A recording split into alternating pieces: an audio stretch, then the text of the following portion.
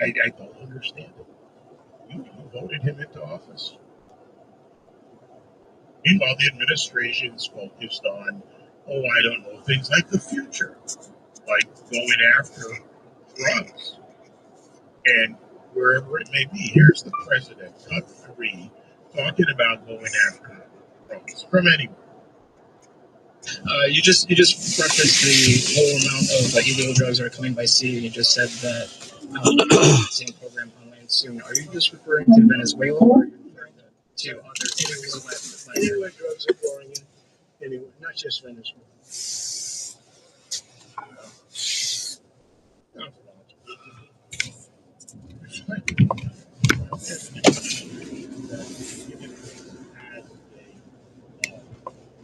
Yeah, there's bizarre policy.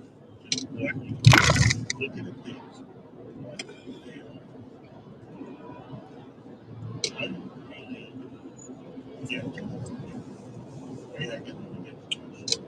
How do you do, Mr. Remote? Good to see you. Teaching kids just the basics, not the things that are perversions of life. If the left had their way, and we're seeing the reversal once reality came in, it just took a little time, and it's only been 11 months of the new administration. Maybe you want to call it 11 months and 3 days, or something close to that.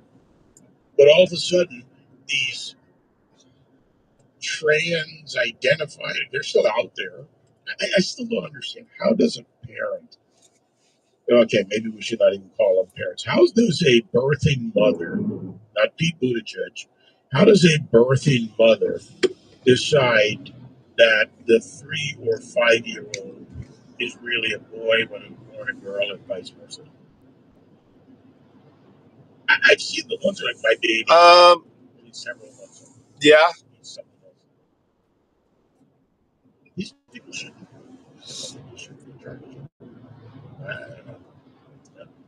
This is where I mean, you're depends on the type of phone you have. Certain phones will do it too. What the hell's going on here? All right, I'm gonna turn in here, I guess. Brian in Alabama. Go ahead.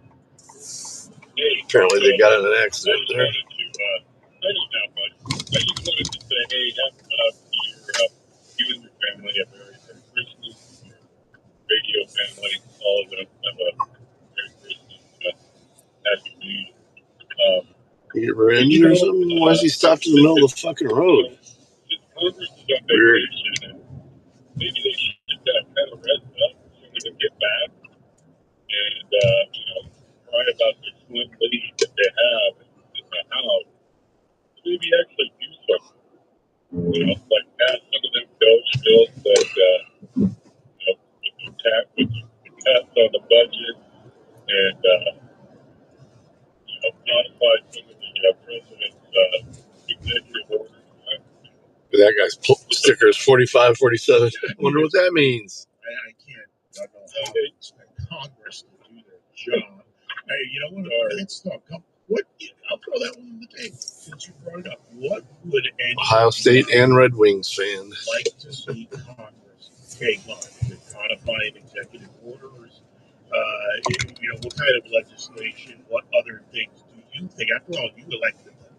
They represent you. You delegated that authority to them. So, and let's be realistic, okay? We can be a little bit unrealistic in the sense of good things. I'd love to see that one. That's going to be really good. What would you like to see Congress do? Brian, Merry Christmas to you. Yeah, Merry Christmas. All right. I'll be right back. Let's see. Google Pixel, no. I have a Samsung, and it works. This is what it's a poll, but consistently their approval ratings are getting worse than Congress. Actually, the Democrats in recent polls are actually faring worse than the Republicans. Take a look at a Quinnipiac poll out just this week. Shows that Democrats have their lowest approval rating in the poll's 15-year history. Only 18% give Democrats a high approval rating in the handling of the economy. Only 18%, 73% disapproval. What are you doing wrong? Well, clearly that's an outlier poll. except that the polling for the last several months, even year over year, if you look at it from the year then to where they are now, even under Biden, they were 1% higher in the previous big poll. That was Quinnipiac. Okay, they're reasonably good history as a polling organization. That's an outlier. That can't be true. Democrat Party, and this is where they get more dangerous. A cornered political animal is one of the most dangerous animals in the country. And yes, the Democrat Party's in shambles. Jasmine Crockett, she's running for Senate in Texas. I say go keep running. That takes her out of the race, hopefully, and out of Congress, and she'll go to get a nice job. Maybe she'll get some of that extra Black Lives Matter money. AOC, I want her to run against Schumer. I can't stand Schumer, but hey, I got an idea. Let her run. Let him destroy her. Then she's out of Congress. Let the Democrats, because there's really no separation in the majority of them, let them go with this crazy leftist stuff. Let them. They're in shambles. But again, Republicans, they're doing enough damage. What you've got to do is build on a foundation. Republicans have to, and in this case, some, right, have to stop looking at the 20% of the 100%. 20%, if you're on the 20% side, you're on the wrong side. Constitutionally, legally, pragmatically, realistically. And I'm sick of Republicans who find themselves easily applying to the 20% against the Constitution. What's desired outcome, things we voted for, things they were put into the majority to do. Patriot 957. Hey, Midwest. 7 for Edmonton, Michigan. Go ahead. Well, good morning, David. You're a young Marine, as always, and I appreciate everything you do. I just wanted to wish you, your family, and your staff a very Merry Christmas. I said you have one of the best shows on the radio. I listen to you often, and I appreciate your candor on both sides, Republican and the Democrat. It's much appreciated you speak the truth, you speak out loud. God bless you, my friend, and thank you and your staff for all you do. Emmett, on behalf of the staff, everyone out there, thank you too. Merry Christmas. Thank you. We'll be here next year.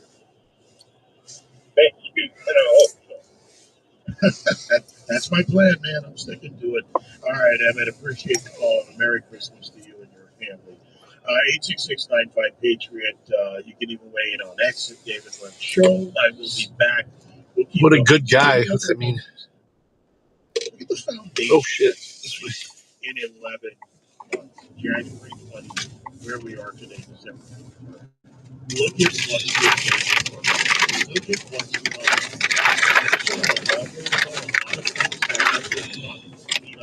Rand Paul report, it's Festivus report. No, really, that would be Festivus. $40 million for COVID vaccine. $5 million. Okay, $5 million for cocaine experiments on dogs. I'm trying to think. When was the last time you see a dog doing a line of coke? Apparently, Adam the Woo. $5 million. I don't know who that is. Unbelievable. And the other thing, okay, I'll tell you what I want Republicans to step into. Speaker Johnson, Leader Thune, all of you.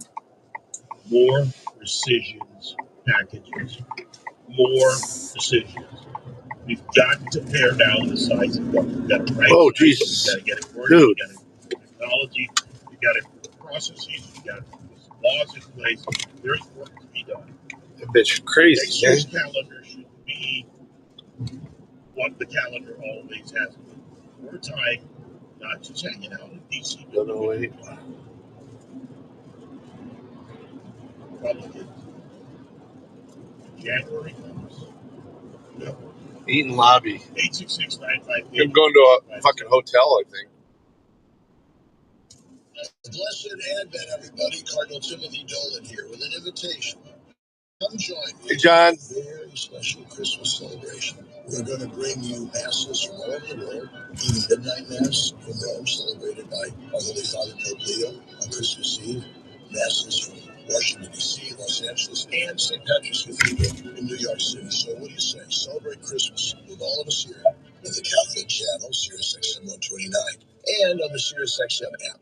Wesley Financial Group is not an offer. Ask yourself this question. Is it really worth holding on to that timeshare that you know you need to get rid of? Here's the truth. The average maintenance fee just went up over 17%.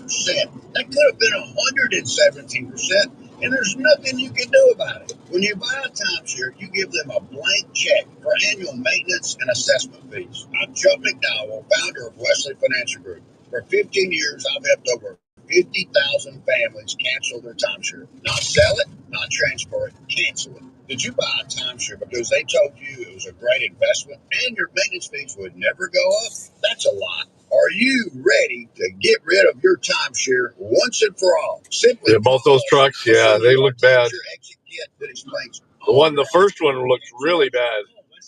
For your timeshare exit kit, 800-848-1331. That's 800-848-1331. Rip the whole side of it off. 800-848-1331. Running a business is hard enough, so why make it harder with a dozen different apps that don't talk to each other? Introducing Odoo, the only business software you'll ever need. He's being a It's dick. an all-in-one, fully integrated platform that makes your work easier. From CRM. He said both of them were And the best part, Odoo replaces multiple having expensive platforms. issues speaking That's why English. thousands of businesses have made the switch. So why not you? Try Odoo for free. Wonder if that had anything to do with the reason for the accident. ODOO.com. Yeah, Mike Snyder. Seems to be a lot of that going on lately. He was in great health. It's out of nowhere. Stroke. And super hard, obviously, the whole family. But my dad had life insurance. So even after he passed away, he was still able to provide for my mom. And of course, by extension, my brother.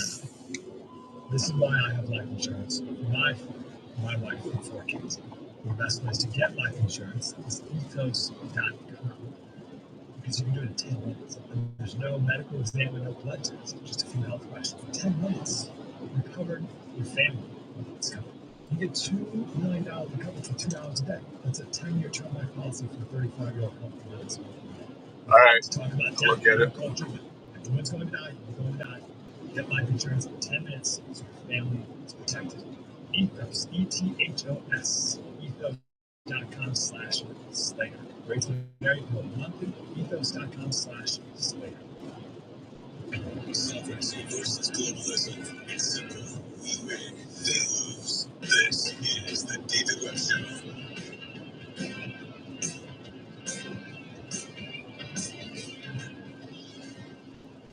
This isn't under the title of good news, but fake news, but it is what's going to happen.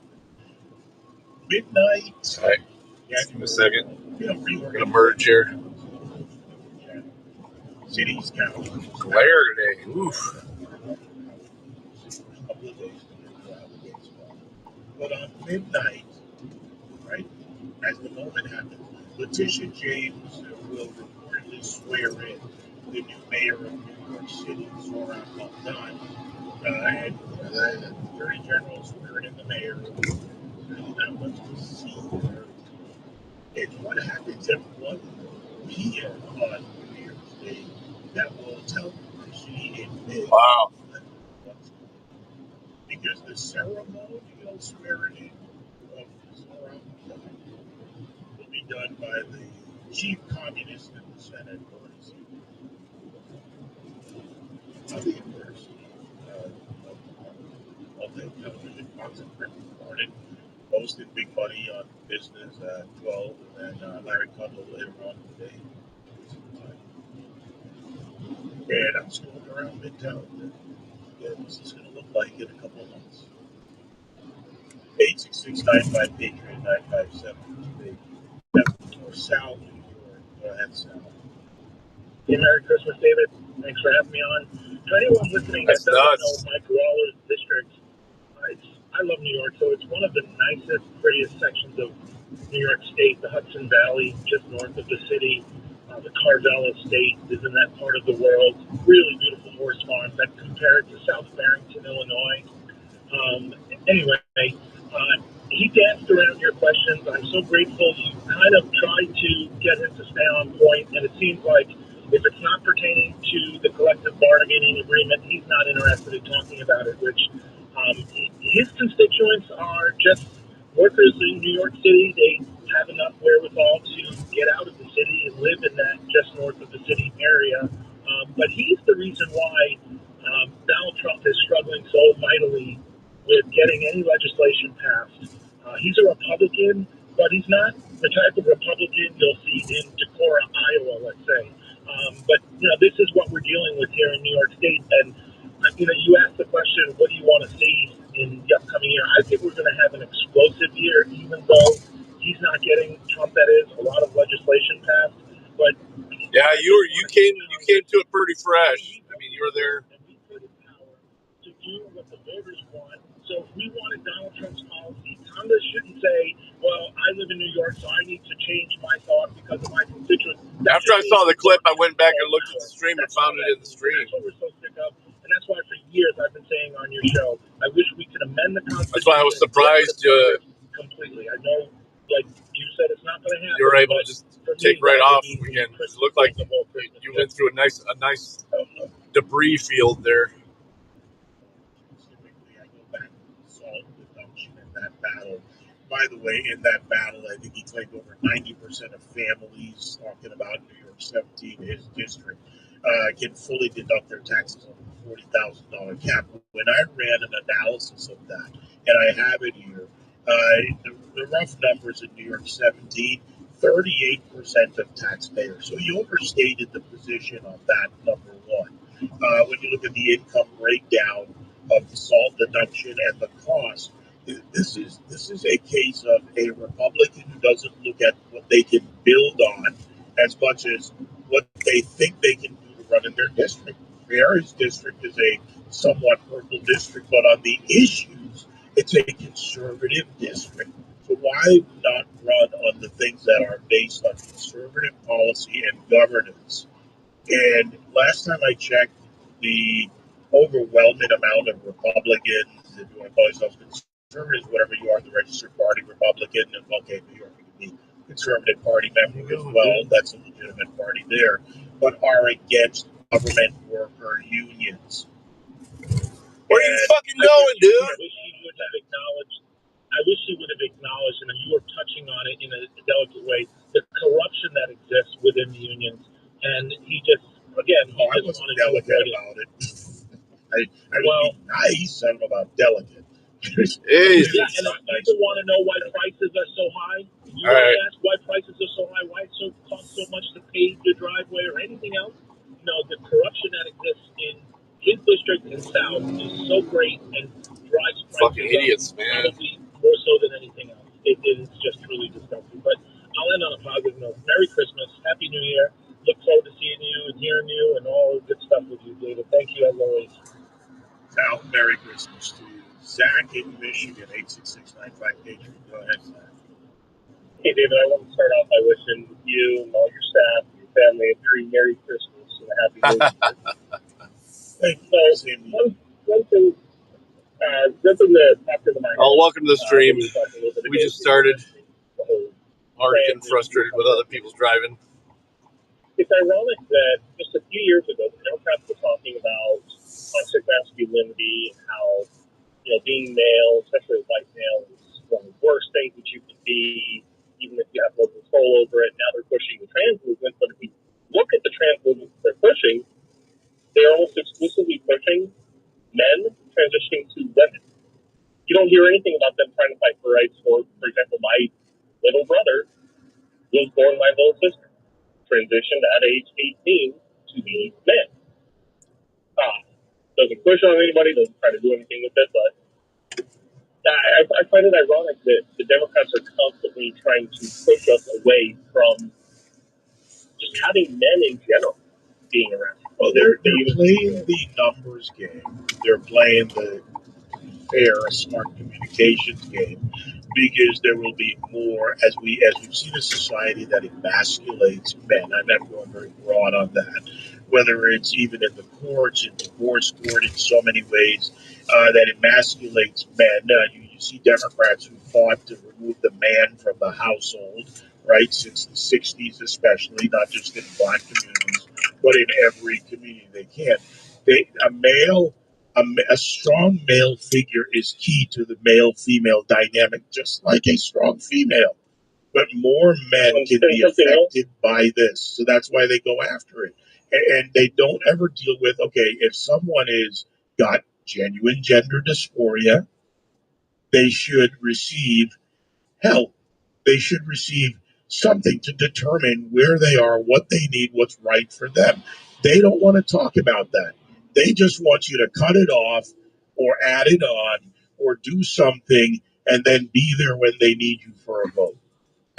Well, and on top of the whole physicality part of it, they're completely ignoring what they've done to the mental health state. I mean, it brings to mind Nora Vincent back in 2006 with her book Self-Made Man, a lesbian who portrayed herself and completely lived as a man for 18 months. And she realized just how hard men have it, to the point where she had suicidal ideation.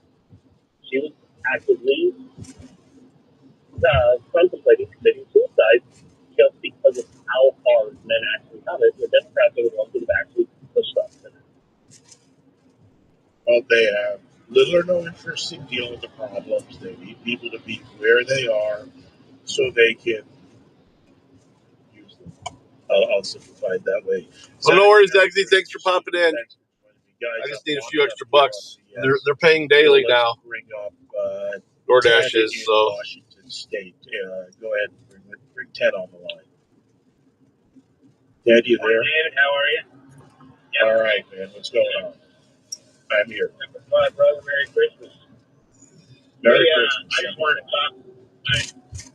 wanted to talk about a couple of things that I thought that Congress should take up when they come back. One of them would be, our healthcare is really in a mess and it's in a financial spiral downhill. And I think that it's time that we allow hospitals to deny service to illegals. Well, Samaritan laws are never going to allow that to happen. The Samaritan laws in this country, you stabilize the patient and more. And in order to do that, you would have to take it away, which would affect, lawfully present people or citizens, for that matter, if they run into a bad agree with that situation. I guess that's the best way to put it. But proof of lawful presence, it's a private industry. If they want to start requiring that in order to provide anything beyond basic Samaritan care, that might be a step in the right direction. This is the lobby. I don't. Yes, it's something. So I'm delivering to Amazon. Of course. One of the other things was I think we need to. I know that President Trump is doing his best with executive orders, but we need to codify in law the denial of all federal funding to illegals for any purpose. Yep. All federal monies and then states where they can who want to join in. Ted, thanks for the call. Merry Christmas to you. One more hour to go. For me, it's a break from radio till January 6th. There's an auspicious date reference. Third hour, it's still wide open. I see the lines. You're there. I'll be back.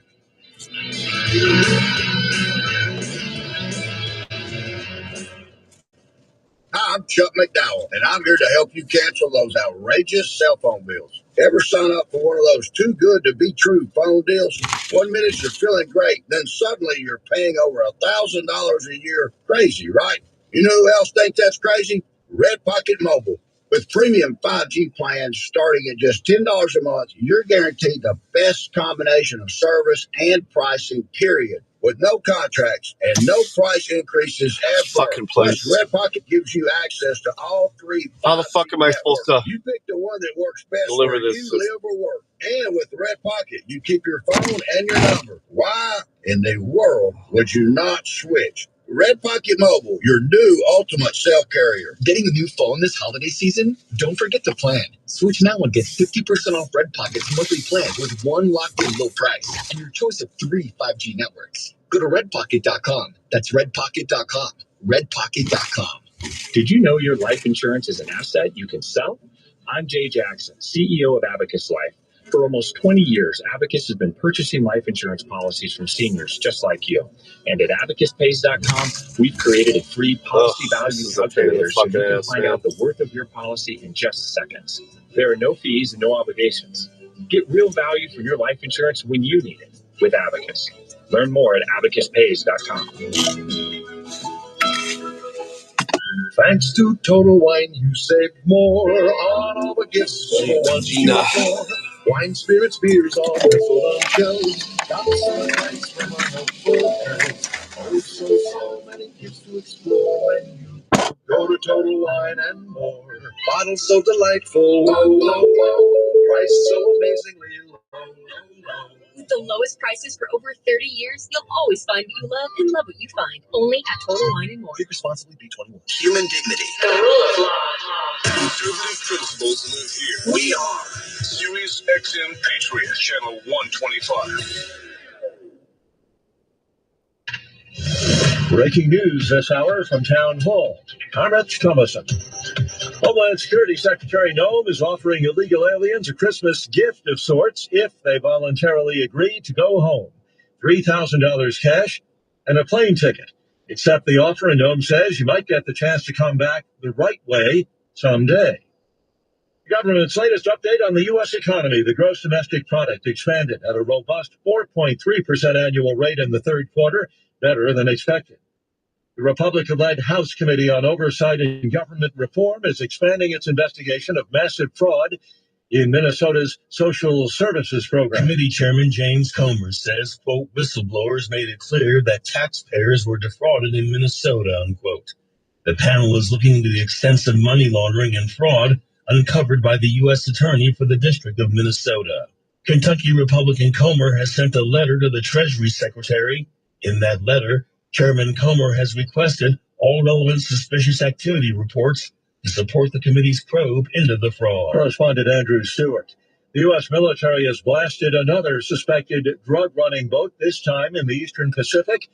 This as President Trump delivers a fresh warning to Venezuela's socialist dictator. As the U.S. Coast Guard steps up efforts to interdict oil tankers in the Caribbean Sea, the president increased his rhetoric toward President Maduro. If he wants to do something, if he plays tough, it'll be the last time he's ever able to play tough. The White House says it is targeting tankers flying under a false flag. The president also repeated his threat of U.S. forces conducting land strikes in Venezuela against drug traffickers.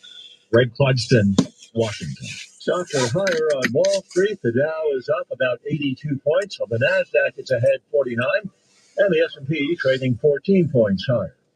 More on these stories at townhall.com.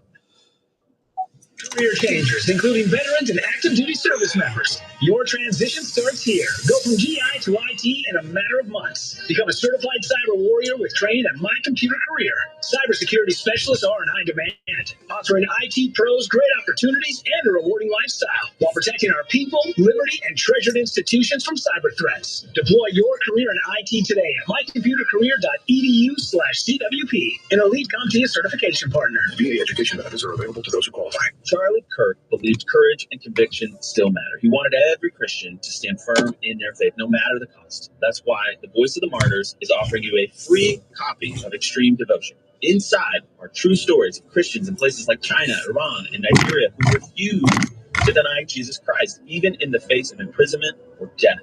Charlie's passion was to see that kind of faith in all of us. Get your free copy today at vom.org/Charlie. That's vom.org/Charlie.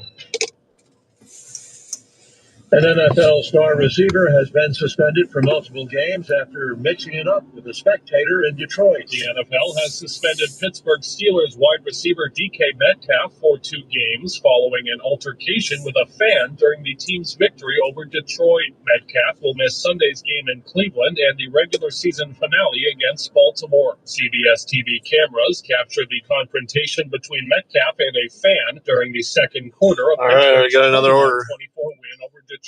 The fan leaned over the railing and exchanged words with Metcalf before Metcalf ended the confrontation by swinging his right arm in the vicinity of the fan's face. I'm Geffen Coolbaugh. The Kansas City Chiefs are leaving Missouri. The 4-time Super Bowl champs are crossing the state line to Kansas City, Kansas, starting in 2031.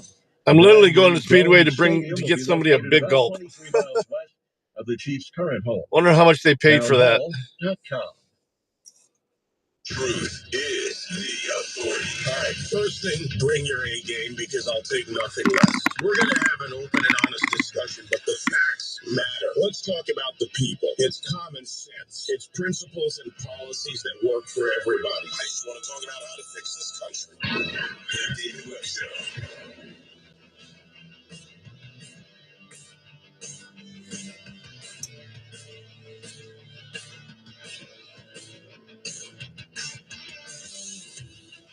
Jesus is a fucking long light. Okay, enough questions on the table.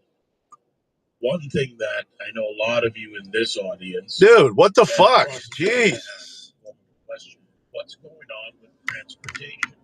We have illegal aliens, improperly licensed, unqualified drivers on the roads, and Americans are dying.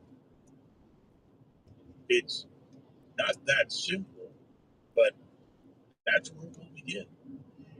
Andy Polikoff, Executive Director of the Commercial Vehicle Training Association, joining me now. This latest roundup of over 100, Andy, by the federal government. This combination, and even to the sense of I will put it as citizen drivers, lawfully present drivers in the right way, that are unqualified, in some cases factories that turn out CDL licenses are also a part of this. So help us understand what the field looks like and the dangerous part of this field. Thanks so much. I love they're paying like... Appreciate it. Look, and I come to you as you say with this discussion that is critically important and really has some safety implications. Literally for a So what I'll say 30-ounce orange fountain drink cup. Fanta. Polluted right now. Big gulp. Fanta orange fountain drink cup. Variety. 30 ounce. One of the key ones That's that it. we've been focused on here at the DoorDash Training Association for years is trying to reach some of the worst offenders. You gonna fucking go? Space, right? This is these folks at the CDL mills, people who claim to be able to offer you training to become a truck driver, a semi-truck driver in 2 to 3 days, if you could imagine that. And so we have been pressing at CBTA, we've been pressing the U.S. Department of Transportation and the Federal Motor Carrier Safety Administration, the FMCSA, for almost 4 years, to get them to pick up the urgency. Fucking idiots on the road today, man.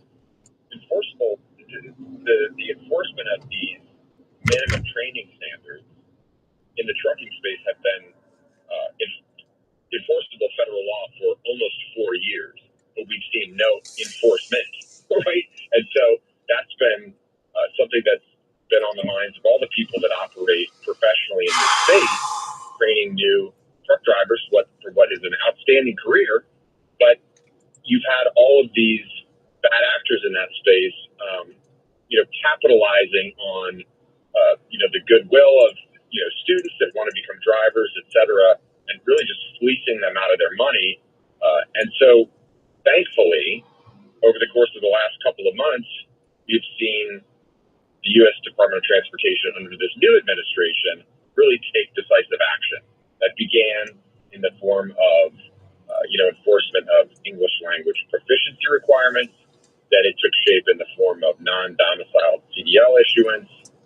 And now I think we see it, from our perspective, most importantly, from the standpoint of curtailing and really engaging in enforcement on the part of these bad actor training. I don't call it schools, but these bad actor entities that purport to train people to be truck drivers. And what I will say here finally is that we've seen some of that take shape in terms of the training space, from sort of administrative removal from the federal registry from afar.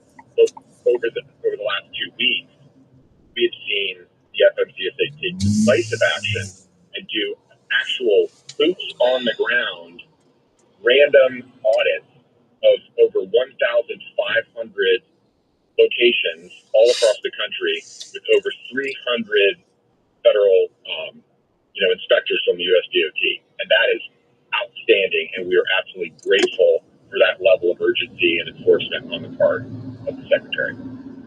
Well, Andy, let's stay on the CDL bills for the moment. And to your point, showing up, decertifying them. Now, we see this in a lot of areas of industries, for that matter. They move on and open up another school. Part of the gap that I have a question about is the cooperation between FMCSA and the states. And now states like California have proven that they have no interest in coordinating, sharing data. But, somebody has a CDL mill in this scenario, they get audited, they get caught. That's fucking traffic, man. And I've heard of from many in this audience, and it's been reported, suddenly they open up another school somewhere. They may even go to another state and open up one of these mills. And then they also take advantage of dealing with those big companies out of India, for instance, that are in the business of sending people to America. So how do we close those loopholes, those gaps? Let me go grab this big gulp. Great question. So I think we've seen pendulum swing from both directions across time as it relates to state participation and state and federal participation in enforcement of this industry. Okay, so when the federal government in 2022 first came out with the entry-level driver training, or ELDT, final rule, organizations like CBTA, like our organization, and many others in the industry were saying, this is great. We're going to have all of these state partners that are going to give information to the federal government. And indeed, those state agencies that regulate these truck driver training school activities were attempting in 2022 to give that information to the federal government. And it was crickets, right? The states were using a lot of their own energy and activity to try and report information to the FMCSA, and for lack of a better description, Stony Ridge, Ohio. And so that was the state of play for a number of years, and those state agencies, perhaps understandably, and I don't necessarily count, I'm not trying to weigh in necessarily on the entire California issue, et cetera, but what you've seen over the most recent past is that these states have become, some of them got used to not really having to deal with this. And now the federal government finally is in a posture of attempting to have these state partners act accordingly. And, the states are sort of getting back up and running and like, oh, wow, we really need to be participating. And there's some wonderful states that have really been out in front on this. But, as most people I think can understand, states and their response times and their interest level, all these things it's sort of a patchwork quilt. When you have 50 states, you have 50 different versions of the way that things work. And that's really genesis for why this entire federal structure exists. So I do believe that there are states that are really participating well. But at the end of the day, I think we're coming to an equilibrium, but I would put that squarely, as something to commend the Secretary of Transportation on.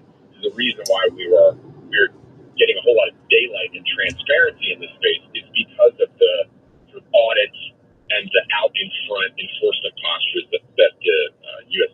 and the FMCSA have taken. Let's look at the industry as a whole. I'll put it that way, Andy. The reaction from some organizations like the North American Punjabi Truckers Association, they put out estimates that the Sikh workforce makes up 40% of the truck driving on the West Coast, 20% nationwide. Others come into play, other organizations. And until the federal government, which they did with California and others, threatens the withholding of money and possibly a clawback, if that was possible, they don't do anything. And the industry itself, what is the state? Do we have enough drivers on the road?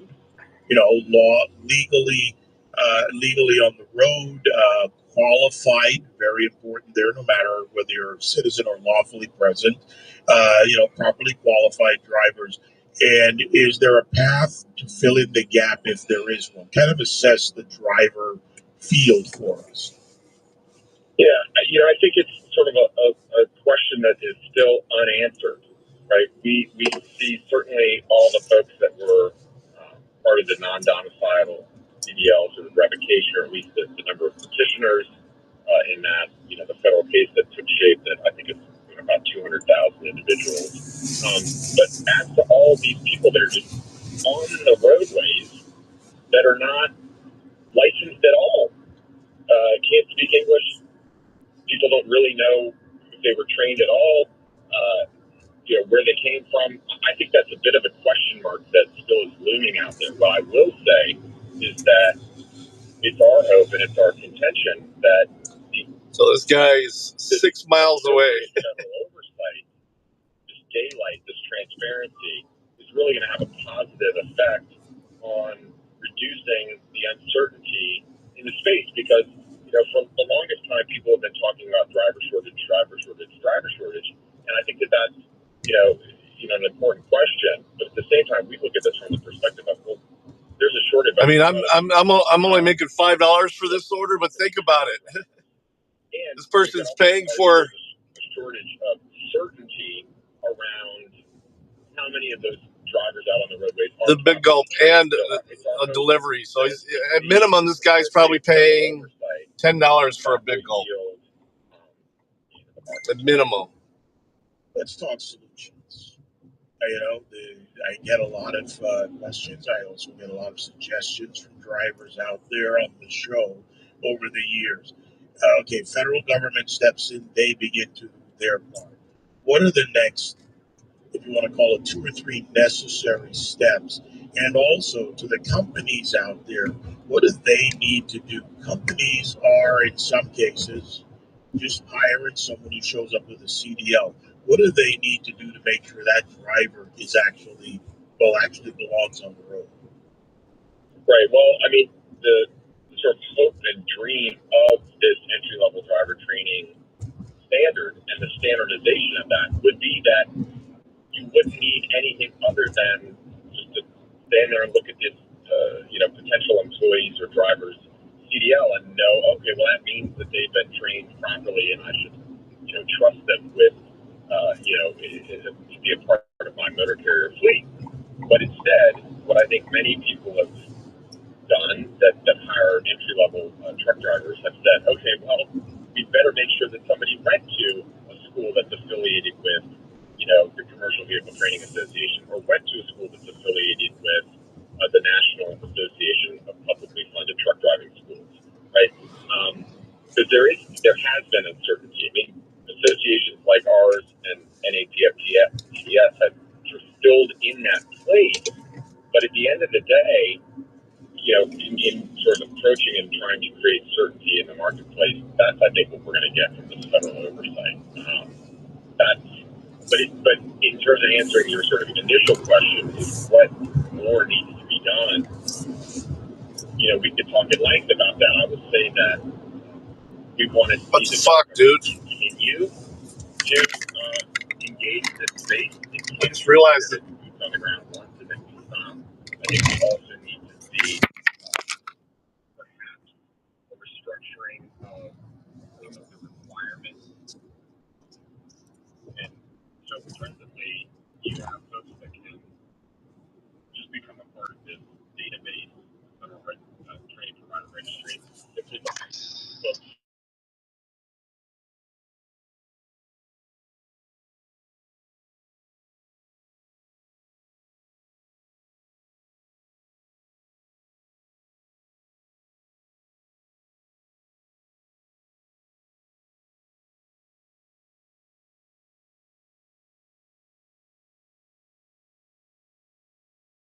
Just realized it was froze. Back into the system.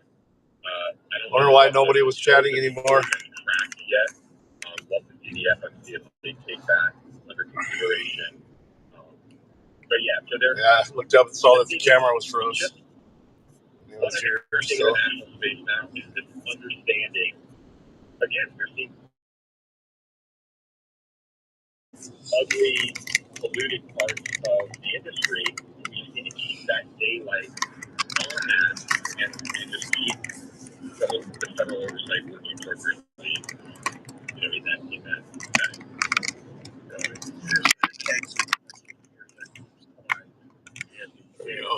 It's this for the companies out there, the trucking companies, the legitimate operators, the legitimate CDL schools.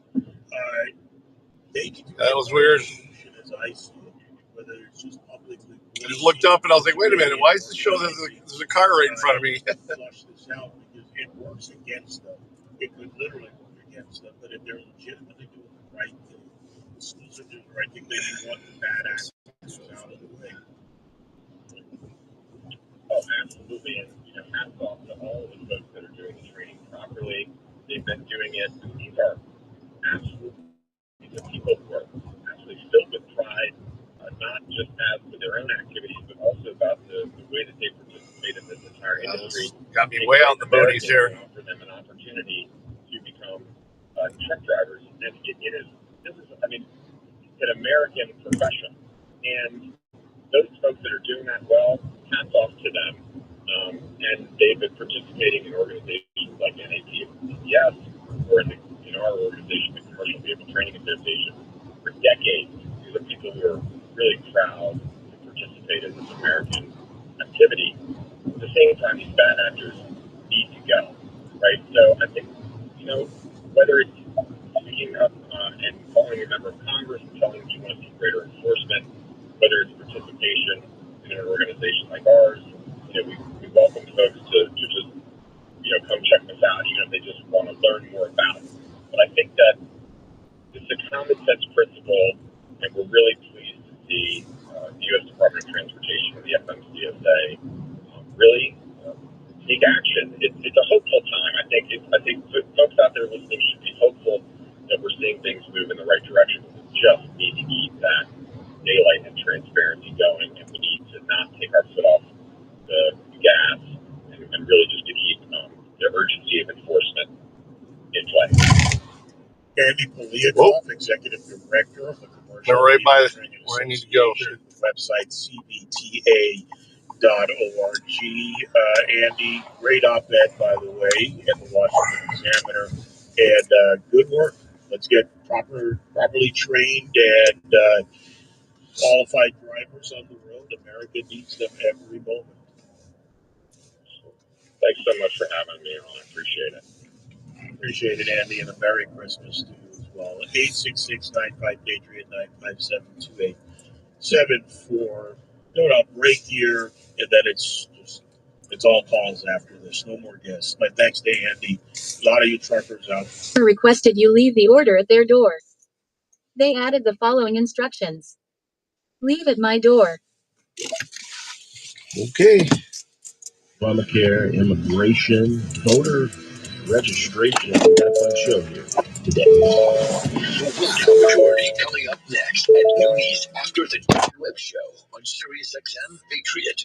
Hey, I'm Mike Slater. My dad passed away at the age of 63. It's out of nowhere. A stroke. Super hard, obviously, with all family, but my dad had life insurance.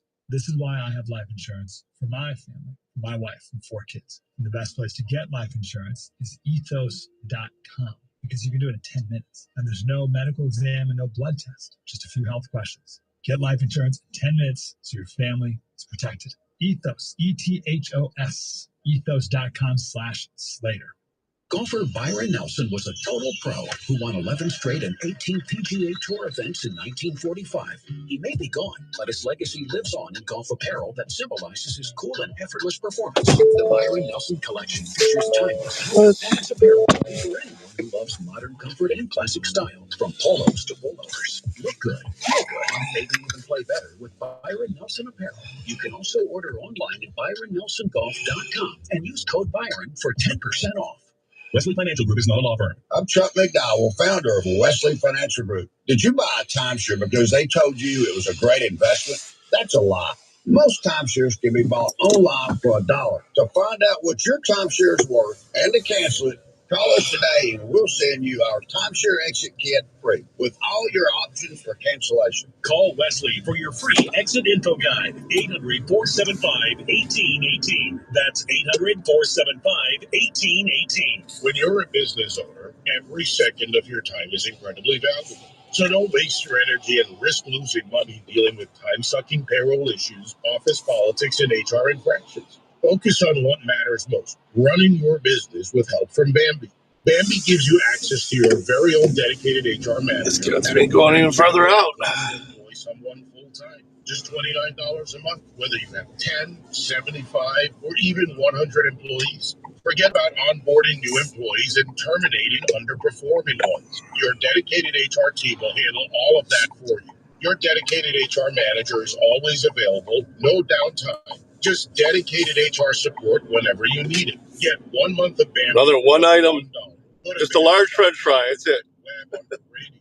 Schedule For McDonald's. a call with an HR manager right now. That's 1 month of Bambi for That's just nuts. $1 at BAMBEE.com web radio. Legal immigration. Second Amendment. Conservative principles live here. We are Sirius XM Patriot, Channel 125. Truth is the authority. This is the David Webb Show.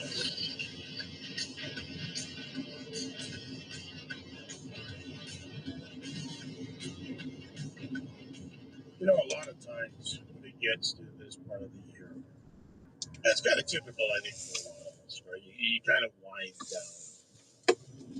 down, not in a negative way. You're going to wind down the year, you get big holiday days, you celebrate Hanukkah, Christmas, Hanukkah again ended yesterday, Christmas comes just days away. All of this, get ready for all of this, get ready for the new year. I'm not sure what that means anymore. We have a lot of problems with this country. Fucking trains. So many areas of concern, problems to fix. Damn it. No longer addressed. You gotta address it. You gotta fix it.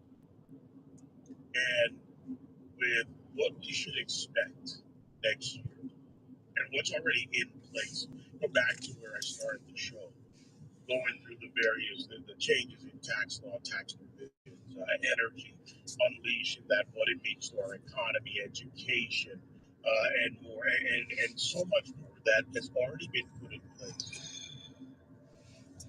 Dude, this is a long ass train too. We're actually winding up. We're getting ready because next year, in order to continue the success of the administration of the Republican Party, and this matters at the state at all levels, not just the federal and the state, but every level down to the municipal.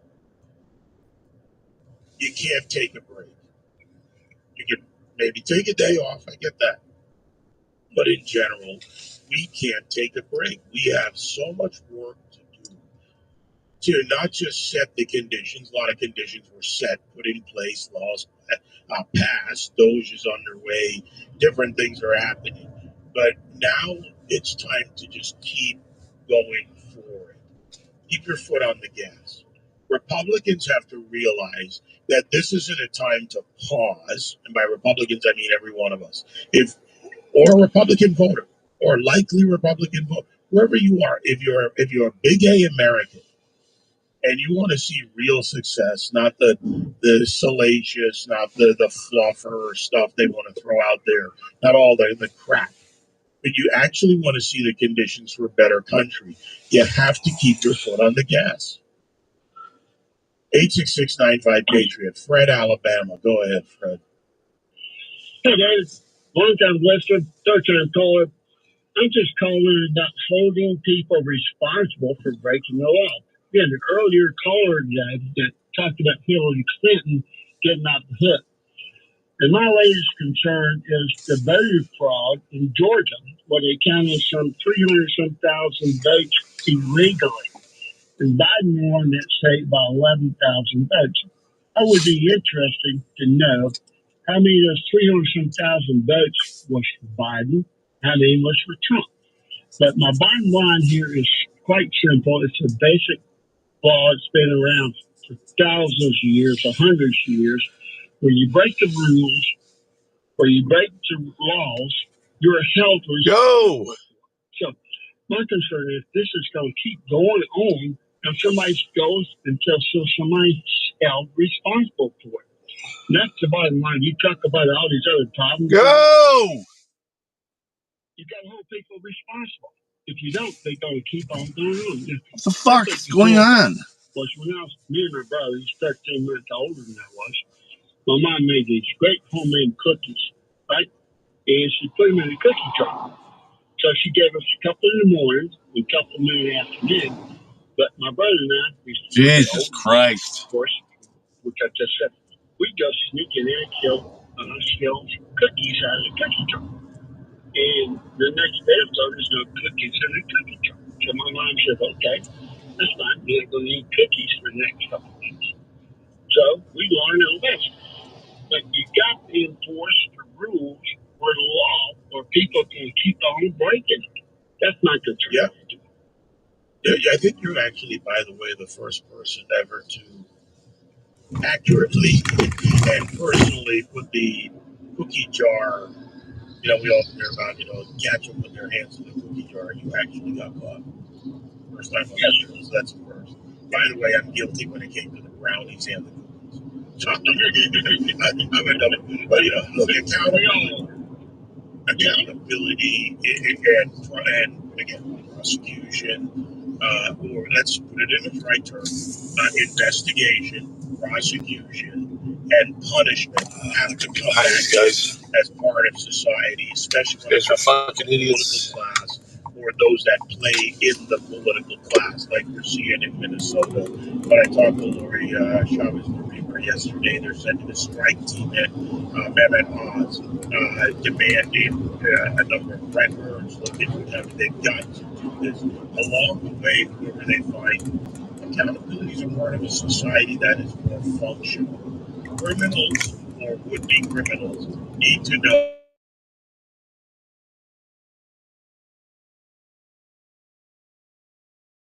side of a political party or whatever. Hey, John. Thanks, brother. Fred, you all are. This is another thing we need to keep our foot on the gas.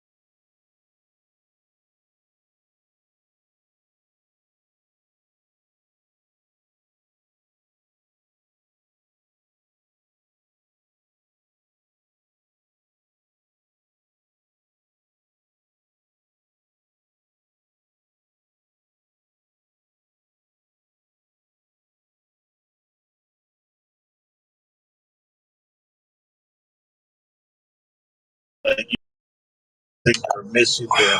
They do have a platform. What I want Republicans to do, and I'll be fair to it in this way because there's only so many hours in a day and they need to do more. They won't get to everything, but they've got to build on the platform. Once you knock something off the box, then go to work on something else. Don't on your wins, but don't rest on your laurels. That's what Republicans need to do. And that's why I don't like these Republicans that come out on the 20% side of an issue with weak and feckless excuses like Mike Lawler did earlier. No, I agree with that point. They should also be pushing for the repeal of the 17th Amendment. Put senators back in the selection of the state legislatures. I would go to Congress to vote yes. I would go for that in the heart. That might make me run for office. That could be the platform if we get with that one, Dirk. Hey, Dirk, great to hear from you, man. I'm going to be gone from our home state, but I'll be back in a few days. Merry Christmas. God bless you and all the work you do. Thank you. Merry Christmas. Merry Christmas. Bill in New Jersey. Go ahead, Bill. Hey, Dave. The main reason why I called is to say thanks for giving us all our voices. And I listen to the show every day, and you have so many good callers that 90% of the time they already start saying what I was thinking. It's just bizarre. But without you, we wouldn't have a voice. You know, you think about it, it's like, I don't know. It's just, I've been listening. This is probably my 101st time I've called you. But I've been listening to you for years, and your voice sounds like a friend to me because I hear you every day. And as much as, you know, sometimes I irritate people, you know, I do love your show. I just hope you have a very Merry Christmas. And I'm not going to say much about the politics because even the last guy is talking in the direction I'm thinking, you know. And more of us need to keep doing that. And we need to stand up together. We need to support each other. The party is us. I can't say it enough. No matter what state you're in, where you are, red state, blue state, county, city, whatever the case may be, the party is the people. It is. Creep up a little bit, dude. Thank you. The people that get elected have gone up there and said, "We are the party." No, you're not. You're delegated a responsibility. And if you fail, just like that point about the 17th Amendment, if you fail, I want it repealed. Because you should be held accountable to the state legislature, to the people, the way our founder designed the closest people that you are elected to represent and delegated an authority until you're out of office. Bill, brother, I'm coming up to a poll in Jersey later this afternoon. Yeah, well, you can come over for a campfire if you want. I'm probably going with campfire at work, man. I'm going to be in Fox Wednesday, Friday, somewhere around there. Not on Christmas Day. Christmas Day, that's family time. Bill, thank you. Well, if you need anything, just yell. I got a truck I can run you around. All right, bro. Appreciate it, and a Merry Christmas. Very good. Let's see here. Grant in Dallas, 86695 Patriot. Go ahead. Hello, Grant. Are you on mute, Grant? I think that's cool. All right. Yes, it's on there. Tell you what, everybody else hang on. 86695 Patriot 957 I do want to play this one. Let's where is it? Cut to this stuff, but he doesn't kind of fit into everything. Well, he kind of does.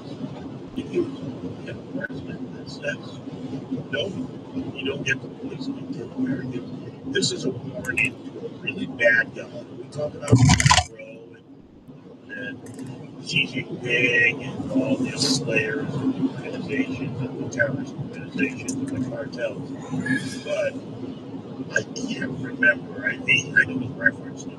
There was the president on Colombian President Gustavo Petro. This is a narco president ruining a great state. So, in response to the United States taking sanctioned oil from Venezuela, Colombian President Gustavo Petro criticized the United States by saying, well, the Southwest is stolen land and that it should be returned to Latin America. I just wanted to know what your response to that is. Well, he has to watch because, he's got drug factories. They make cocaine in Colombia. And he's no friend of the United States. He's very bad guy. And he's got to watch his ass because he makes cocaine and they send it into the United States of America from Colombia. We love the Colombian people. I love the Colombian people. They're great people, energetic, smart, great. But their new leader is a troublemaker. And you better watch it. You better close up those cocaine factories. They have at least 3 major cocaine factories. We know where they are. You better close them up fast, yeah. New Year's Eve is live across America on Sirius XM. Begin 2026 with Fish at Madison Square Garden and over 50 country acts, including Lady Wilson, All right. Jason Aldean, Billy Zimmerman, and more at Nashville's Big Bash. Plus live shows on The Heat, Turbo, It's One, and many other channels. Listen throughout New Year's Eve. At home with Sirius XM on your phone, computer, Alexa TV, or other internet-connected devices. Do you have 3 ex-wives and your current trophy wife wants a life insurance policy 3 times the size of the policies you had to purchase for your previous mistakes? If so, you need to call Big Lou at Term Provider, 800-269-6413. Big Lou is intimately familiar with your problems. Jesus Christ, look at this. Ugh. That should be removed. The track's not even used anymore. Have a solution for your previous policies as well. You may even save enough money to lighten the load on your new $1 million policy. Remember, call Big Lou. He's like you, except he's only on number 2. Call Term Provider at 800-269-6413. 800-269-6413. For $1 million in term life insurance that you can live with. Call Big Lou at 800-269-6413 or biglou.com. That's 800-269-6413 or biglou.com. Pure opportunity is what Michigan is all about. The opportunity to do more. The opportunity to connect with the best talent. The opportunity for people of all backgrounds to grow and expand their business. The opportunity to live and work in a state where paychecks go further. The opportunity is now, and is right here in Michigan. Visit MichiganBusiness.org to discover all the ways the Michigan Economic Development Corporation can help your business thrive. Westwood Financial Group is not an offer. Ask yourself this question. Is it really worth holding on to that timeshare that you know you need to get rid of? Here's the truth. The average maintenance fee just went up over 17%. That could have been 117%, and there's nothing you can do about it. When you buy a timeshare, you give them a blank check for annual maintenance and assessment fees. I'm Chuck McDowell, founder of Wesley Financial Group. For 15 years, I've helped over 50,000 families cancel their timeshare. Not sell it, not transfer it, cancel it. Did you buy a timeshare because they told you it was a great investment and your maintenance fees would never go up? That's a lie. Are you ready to get rid of your timeshare once and for all? Simply call us and I'll send you our timeshare exit kit that explains all your options for cancellation. Call Wesley now for your timeshare exit kit. 800-848-1331. That's 800-848-1331. 800-848-1331. Living in your head rent free. And you can't fix it. This is the David Webb Show. 6870. Apartment 3. Requested you leave the order at their door. They added the following instructions. Leave at my door. TV, Fox News, Fox and Friends, the 24th, that's tomorrow. So Fox and Friends tomorrow goes to the Big Money Show on Fox Business at 12 noon. Larry Kudlow later on in the day in the 4 o'clock hour. Christmas Day, unless they call me. Maybe I'm one lucky guy on Friday. Yeah, you know what? Some of these shows you get to kind of lighten up a little bit. There's going to be lots of but on a Friday, I'm sure we all probably talk about our Christmases and things like that. And I hope you all have however you celebrate, whatever you celebrate. If you don't celebrate, whatever it is, have a good time. Have a little time off, time with family. If you're hard at work, or then we work together. 866-95-PATRIOT. Steve in West Virginia. Go ahead, Steve. Hey, Dave, you probably know me as the now tax guy or no tax guy. How you doing? Good to hear from you. How's life? Hey, by the way, Merry Christmas. I wanted to make actually not a comment on taxes, but I could make, you know me, because you get my exes all the time. You know my tax diatribe. But anyway, on the CDL and the drivers, and I can't understand, with all the technology, why are vocational schools doing truck driver simulators and teaching these young 18-year-old kids, 19-year-old kids, because to drive trucks, because that starts out 25, probably 30, 40, 50,000. I think Walmart was advertising something like 100,000 plus a year in all benefits. So it just kind of freaks me out a little bit that we don't have a vocational concept of these high school levels for truck drivers.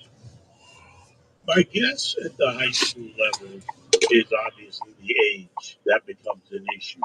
Could they have a starting point, and maybe the industry can set up programs to try and get a pipeline? Right, a lot of industries do that in high school. They start gauging interest and promoting the business, working with school counselors. That seems to be an educational track on that level. And look to the other side of it. If the companies, the big companies, maybe it starts with them because they have a bigger reach, right? Whether it's a Walmart, whether it's a Wright, where they have 250,000 trucks on the road. They want those pipelines of qualified drivers and people who want to work for them. Maybe it's also promoting entrepreneurship. Financial literacy. We teach basic economics, basic, how things work in look at entrepreneurship. For someone who got that individual style and may want to go out there and drive on the road, you've got to get people to the point, no matter what it is, of finding out what they really enjoy, what they like, or pragmatically, maybe, okay, this is what I'm good for. You just said something that might be the stroke of genius. I don't think I've ever picked up an order at Cracker Barrel before. Active high school level teaching entrepreneurship. Like, could you imagine that Walmart went into every high school and teaching the basics of buying, basics of production, of supply and demand based on consumer goods, not to mention what we talked about, the obvious truck driving skills. I mean, that corporations could really, actually, that should be maybe the closest corporations get involved at the high school level and even at the college level. So imagine, I know it kind of takes away from the college that career kind of thing, but everyday jobs are needed even when you're going to college. I remember the day years ago in the night show when someone read it was, and then one day go down. You never know what's out there. You never know who's there. We have got to give people the option. We've got to do shows that they have options. And by the way, if we start doing that better in this country, start understanding the tax picture across our businesses, maybe we start getting more of a push to get us to, whether it's no tax, flat tax, give me something closer every chance we can to a better tax picture. Steve, right there. I've been working just to do an hour-long, on one of the slow days, do an hour-long show on tax reform and get it all out there, lay it all out every day. It's never going to be a slow day, but let me see again. I just had Stephen on. We've done that before and some others. Tax reform, and not just when it's tax day. I'll think about it, Steve. You have a Merry Christmas. Hey, Merry Christmas. By the way, I listen to you every day, so like your Southern conversation, you sound more like a friend than someone you've never met. Hey, good job. You're doing great work. Keep it up. All right, thank you, Steve. And yeah, from the whole team. Brooks in Florida. Go ahead, Brooks. David, Merry Christmas from the Florida Keys. Nice. Which key? No, I'm just kidding. Mile marker 22. All right, I got you. Okay, the term limits has really been one of my bugaboo. And Trump actually talked about it back in 16. Here's my solution, I think. Like the helmet laws that they had in regulations in sports, if you're in Congress, you can. However, new ones coming in would have to be bound by the term limits. As you had mentioned, somebody 2 for senators, 5 for a congressman. I think that's something that these egotistical people in Congress possibly might vote for. I was just wondering what you thought about something like that. Well, it kind of goes with the self-serving politician, right? I get mine, I got mine, I'm vested, I get mine, and the new guy comes in as a new set of rules. That worked with a lot of the government employees, the state and local employees, the structures, right? They couldn't keep giving away everything under the guise of, we got you covered from birth to death. Maybe an approach, and that actually has been proposed. I mean, you would have to have a structure like that for those that are vested in the system. Everybody dies. The good thing is eventually they have to go no matter what. Okay, that sounds cool, but it's not. It's just fact. No, I'm all for it. I wanted to keep the Constitution, the founders' approach, but we, the people, have failed to take people out of office by voting them out when they fail and when they get there. So, time to get them out, folks. Absolutely. Tell you what, one of these days we'll maybe meet in the middle. I don't know what the mile marker is, but Faro Blanco Lighthouse. Great place. Oh, okay. No time for that. Yeah, great spot right there. All right, my friend, you have a nice warm Christmas down in the Keys. Merry Christmas to you. 866-95-PATRIOT 957-2874. Let's see. I'm try and grab my time here. Mike in Atlanta. Go ahead, Mike. Hey, David. Number 5. Do you remember in the Marine Corps boot camp when there was a screw up? The DI didn't punish the screw up. The DI punished all the good people. Push ups, sit ups, whatever. I don't see this way. The people police themselves. I see none of that in Minnesota. I don't see any of the good people policing the bad people. So if they're not going to do that, then punish them all and let the courts sort it out. Yeah, look, in Minnesota, we're going to see a lot. I'm guessing it will take till about February before we see more of how bad this is, whether it's the strike force, the strike team that goes in from labor in January. It's going to take them some time to sort this out and get to the point where the indictments are more likely. Who knows? I hope they're turning people on this. I hope people are, like if you want to call it being offered a deal, I want you to turn in everybody. And I can't wait. But for the politicians and the police in their own, they'll never do it. Not all of them. I'm not going to blame them all. There's some good state legislators, like the one I had on, that's been trying for years. And hopefully, somewhere in there, the Republicans in Minnesota will take it on even more. The state auditor's office will step in even more. So we'll see. But give that one till about February, Mike. I won't say hold judgment, but wait and see how much they get done in January into February. Thanks for the call and Merry Christmas, brother. I got only a couple minutes here to wrap up. Let's see. Bill in California. Go, Bill. Hello, Bill.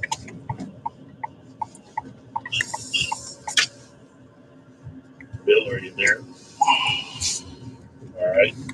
Rick, Ohio. Go for it.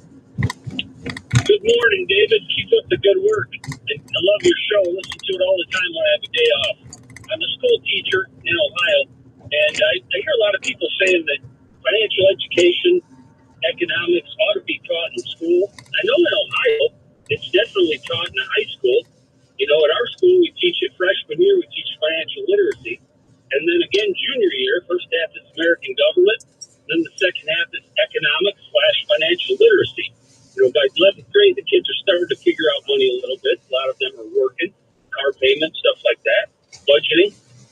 But it is being done in Ohio. I'm not sure about the other states.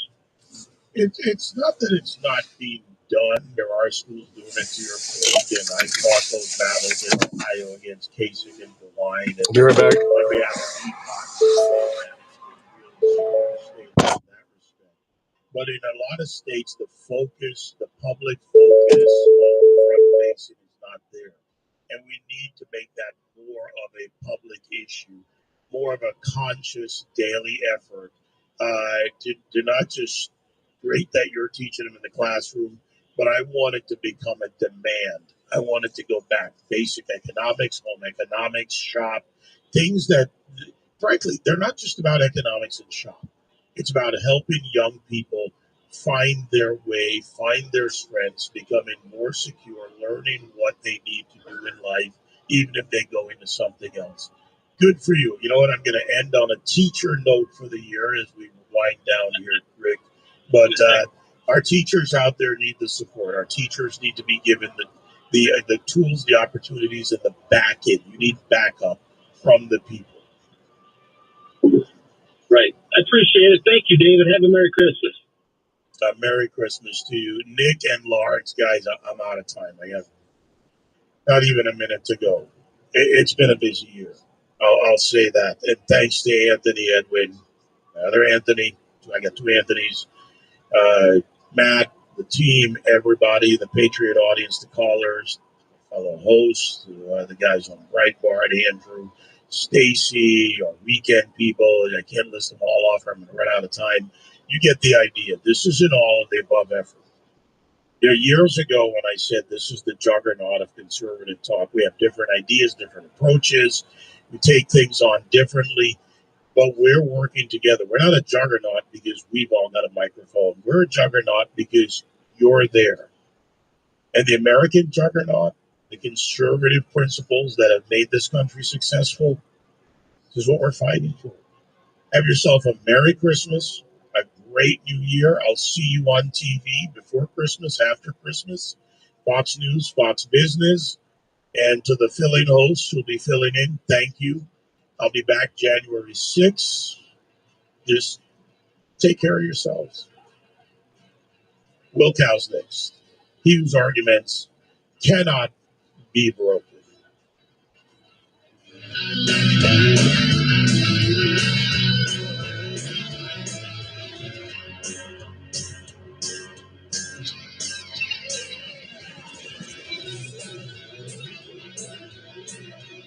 Coverage varies by plan. View contracts and exclusions at endurancewarranty.com. They say all good things come to those who wait, but not for those who wait for that next auto breakdown that could cost you thousands of dollars. I'm Danica Patrick. In the past 5 years, auto repair costs have gone up over 36%. And if your manufacturer's warranty is expired, you'll have to cover it all. With an Endurance Auto Protection Plan, no matter what the mileage, if your car is under 20 years old, Endurance can get you covered on the engine, electrical system, transmission, drivetrain, and more. Endurance has plans for any budget. Repairs can be done by the certified mechanic of your choice. Plans cover 24/7 roadside assistance, towing, battery jumps, fuel deliveries, tire changes, and lockout services. Act now and get the benefits of our Elite Plan, a $2,000 value at no extra cost. With Endurance, you could never pay for covered auto repairs again. So call now for your free quote. Call 800-373-7519.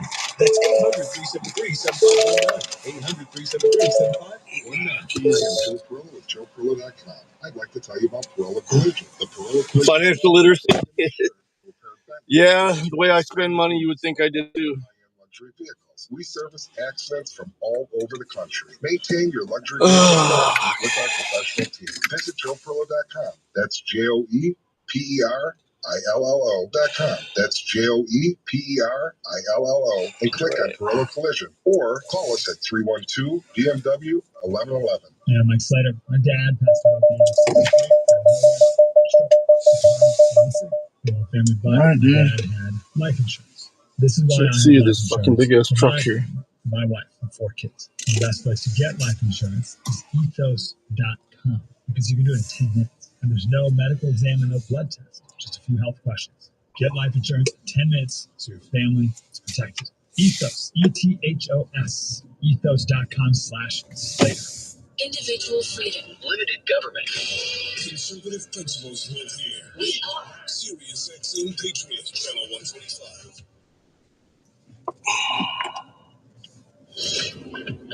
Breaking news at Town Hall on Ball Avenue in Washington. President Trump has delivered a new warning to Venezuela. Citizens Bank. Here's White House correspondent Greg Luxon. Flanked by its top national security aides, Secretary of State Marco Rubio and Defense Secretary. I don't like the fact that they don't put a seal on these. And then it's not completely full, so it kind of makes it look like I drank some of this Coke. Reporters asked about his intentions toward Venezuela against President Nicolas Maduro. If he wants to do something, if he plays tough, it'll be the last time he's ever in for play tough. Trump's threat came as the U.S. Coast Guard chased one of those tankers the Trump administration describes as part of a dark fleet Venezuela is using to evade U.S. sanctions. I'm Ben Thomas. And the president once again talking about the U.S. taking over Greenland. Here's White House correspondent Greg Luxon. Greenland is a territory belonging to Denmark, but what are you doing? The U.S. needs it, and he hasn't ruled out military force to take control of it. If you take a look at Greenland, you look up and down the coast, you have Russian and Chinese ships all over the Fucking place. unbelievable, dude. I could have easily got out. Over the weekend, he announced the appointment of Louisiana Governor Jeff Landry as a special envoy to Greenland. In response, the leaders of Denmark and Greenland demanded respect for their territorial integrity. Greg Cluxton, Washington. The NFL has banned Steelers receiver DK Metcalf for 2 games without pay. That's after he initiated a physical confrontation with a fan at Ford Field. AAA projects more than 122 million Americans will travel 50 miles or more through New Year's Day. That's up about 2% from last year, with a record 8 million flying, marking the first time that the year-end travel has topped 8 million, actually 8.03 million expected to fly this year. On Wall Street, the Dow's up 60 points. More at townhall.com.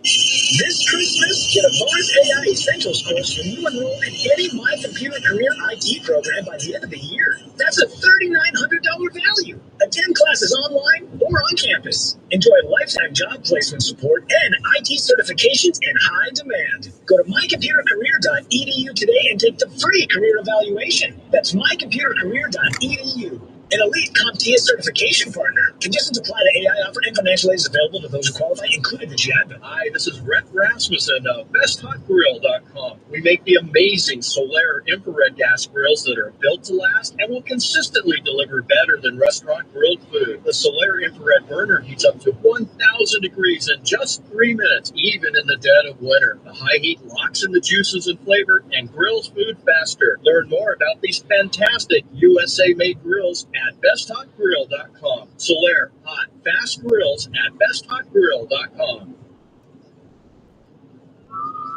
But now here's the midday Wall Street Business Report. Rich Thomason. The government's latest update on the U.S. economy shows it expanded at a strong 4.3% annual rate in the third quarter. Both consumer and government spending grew. Federal regulators have approved a pill version of the weight loss drug Wegovy. This gives Novo Nordisk an edge over Eli Lilly, whose similar drug is under review. Both pills mimic a hormone that controls appetite. The Wegovy pill is expected to be available within weeks. Novo Nordisk shares jumped more than 7% overnight. Looking to secure our skies against prying eyes, the Federal Communications Commission is banning new foreign-made drones. Chinese drones are of particular concern. Again, touching new records, the price of gold. The precious metal has hit $4,523 an ounce. I'm Rich Thomason. Breaking news and analysis at The fusion of rational thought and political analysis. This is what your brain has been waiting for. News, politics, and issues enhanced. You have just joined the Count Majority.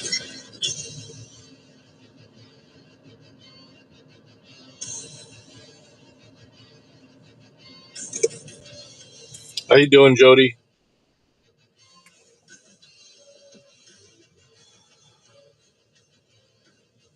Welcome to the will cow majority. Jerome Hudson here, Breitbart News entertainment editor, author of the book 50 Things They Don't Want You to Know About Trump, coming at you live from a 74-degree downtown Jacksonville, Florida. Feels like 70. My goodness. The number to join the program, 866-957-2874. We dug deep here for you to set up this great show. Later in this hour, we'll be joined by President of the Council for Affordable Health Coverage, Joel White. We'll get into the fraud and the scam of Obamacare and perhaps what conservative lawmakers might do to fix the rising cost of premiums. We'll also be joined by AJ and Tony, economists at the Heritage Foundation. Big news. I won't say Trump bump because, but Trump boom. You go over to the front page of Breitbart.com. Big news on the A lot of cars for this bank. stuff. Jennifer Van Laar, longtime friend of mine, will also join the program. She's managing editor of Red State, where I may have a byline or two. We'll talk about her residence, California, and how that communist state continues to fail under Governor Hair Gel. But like I said, big news. I woke up, obviously, at my usual 4 a.m.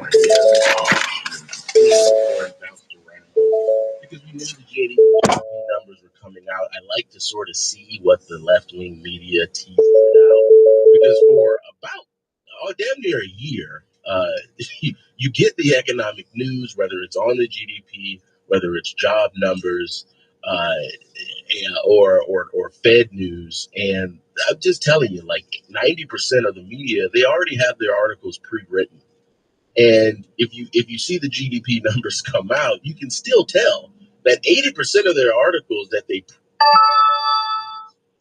expecting negative news on the GDP. They basically didn't change the article. They just massaged the headline and the lead. I mean, that's the Trump derangement syndrome working there. But an economist and an editor you can trust, John Carney, coming, folks, off of his Merry Christmas holiday break to join the editorial call this morning.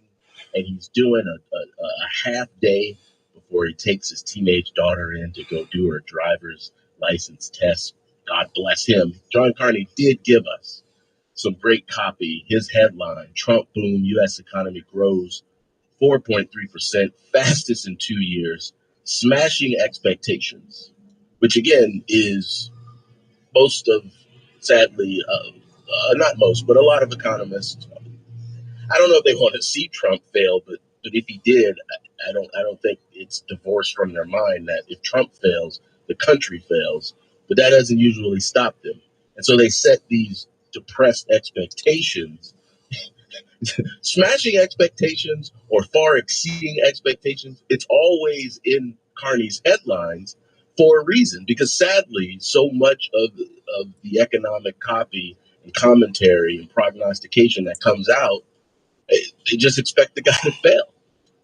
But I digress.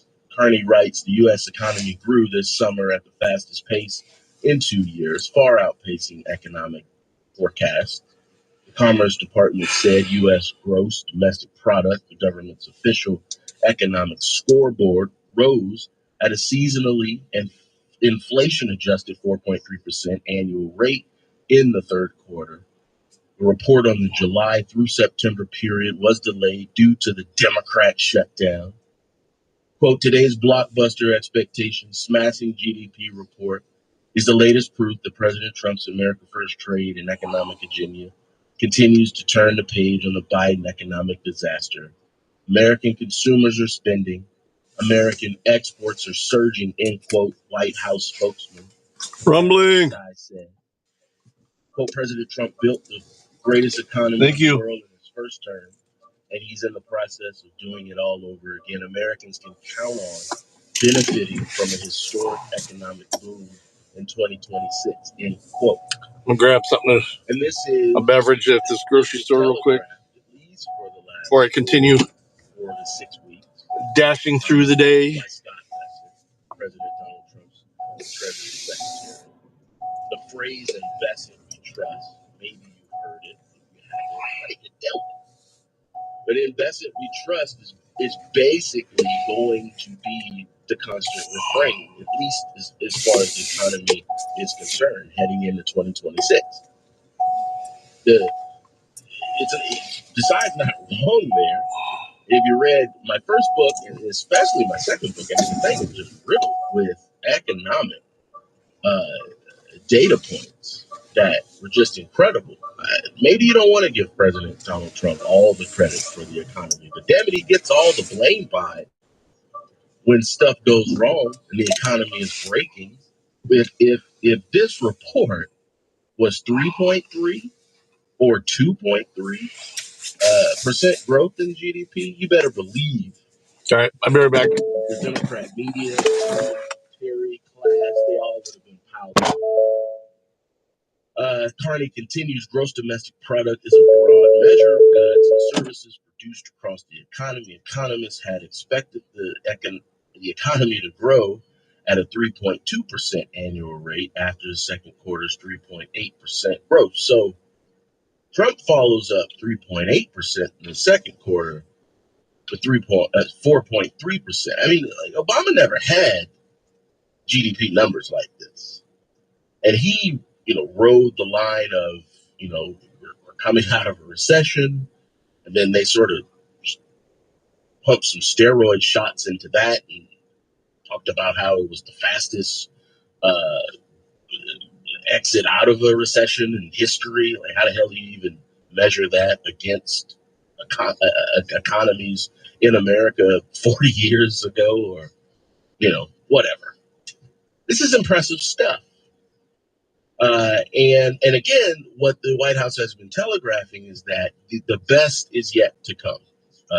Stop me if you've heard that line before.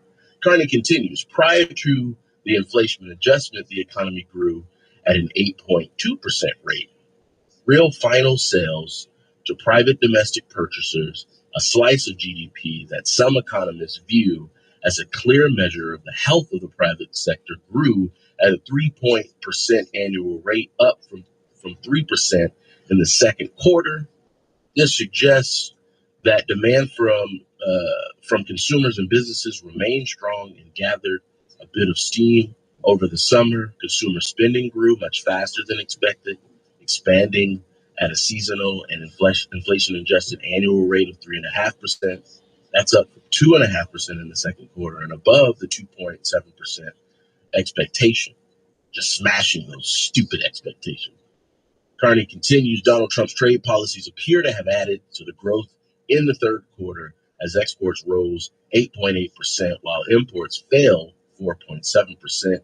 Exports add to the GDP, while imports, because they represent foreign production, are subtracted. Government spending added 0.39% to growth. The main drag was private inventory investment, which subtracted 0.22% as wholesalers and manufacturers drew down stocks. This is likely to reverse in future quarters, adding to growth in future quarters. Fixed investment grew only 1%, with residential investment declining 5.1%, reflecting the sluggish housing market. Thank you, Jerome Powell. Just ruining the name Jerome for all the great Jeromes out here. Carney didn't write that. That was me. Carney concludes, corporate profits soared in the third quarter, rising at 17.9% annual rate after adjusting for inventory pricing effects and depreciation due to the government shutdown. This, quote, initial estimate, end quote, actually combines data typically used for both the advanced and secondary estimates, so it may be more reliable than usual initial readings. So the Democrats shut the government down, 42 days.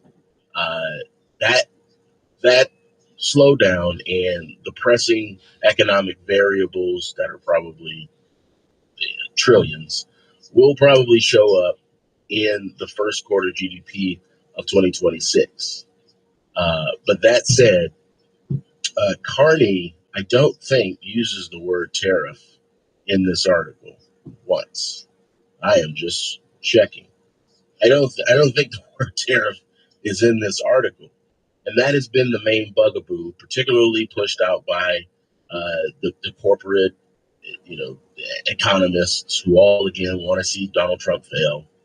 Well, it's tariffs. You can't tariff countries. Tariffs are going to destroy the economy. There's no way to rebuild manufacturing that's been gutted in this country for decades by tariffing our competitors around the world. We need to have open tariff policies. People need to, like China, need to continue to over manufacture and under consume. And like, how long before you're just wrong, right? Like, I don't think tariffs are the economic silver bullet to fix, reshoring and reinvestment in manufacturing.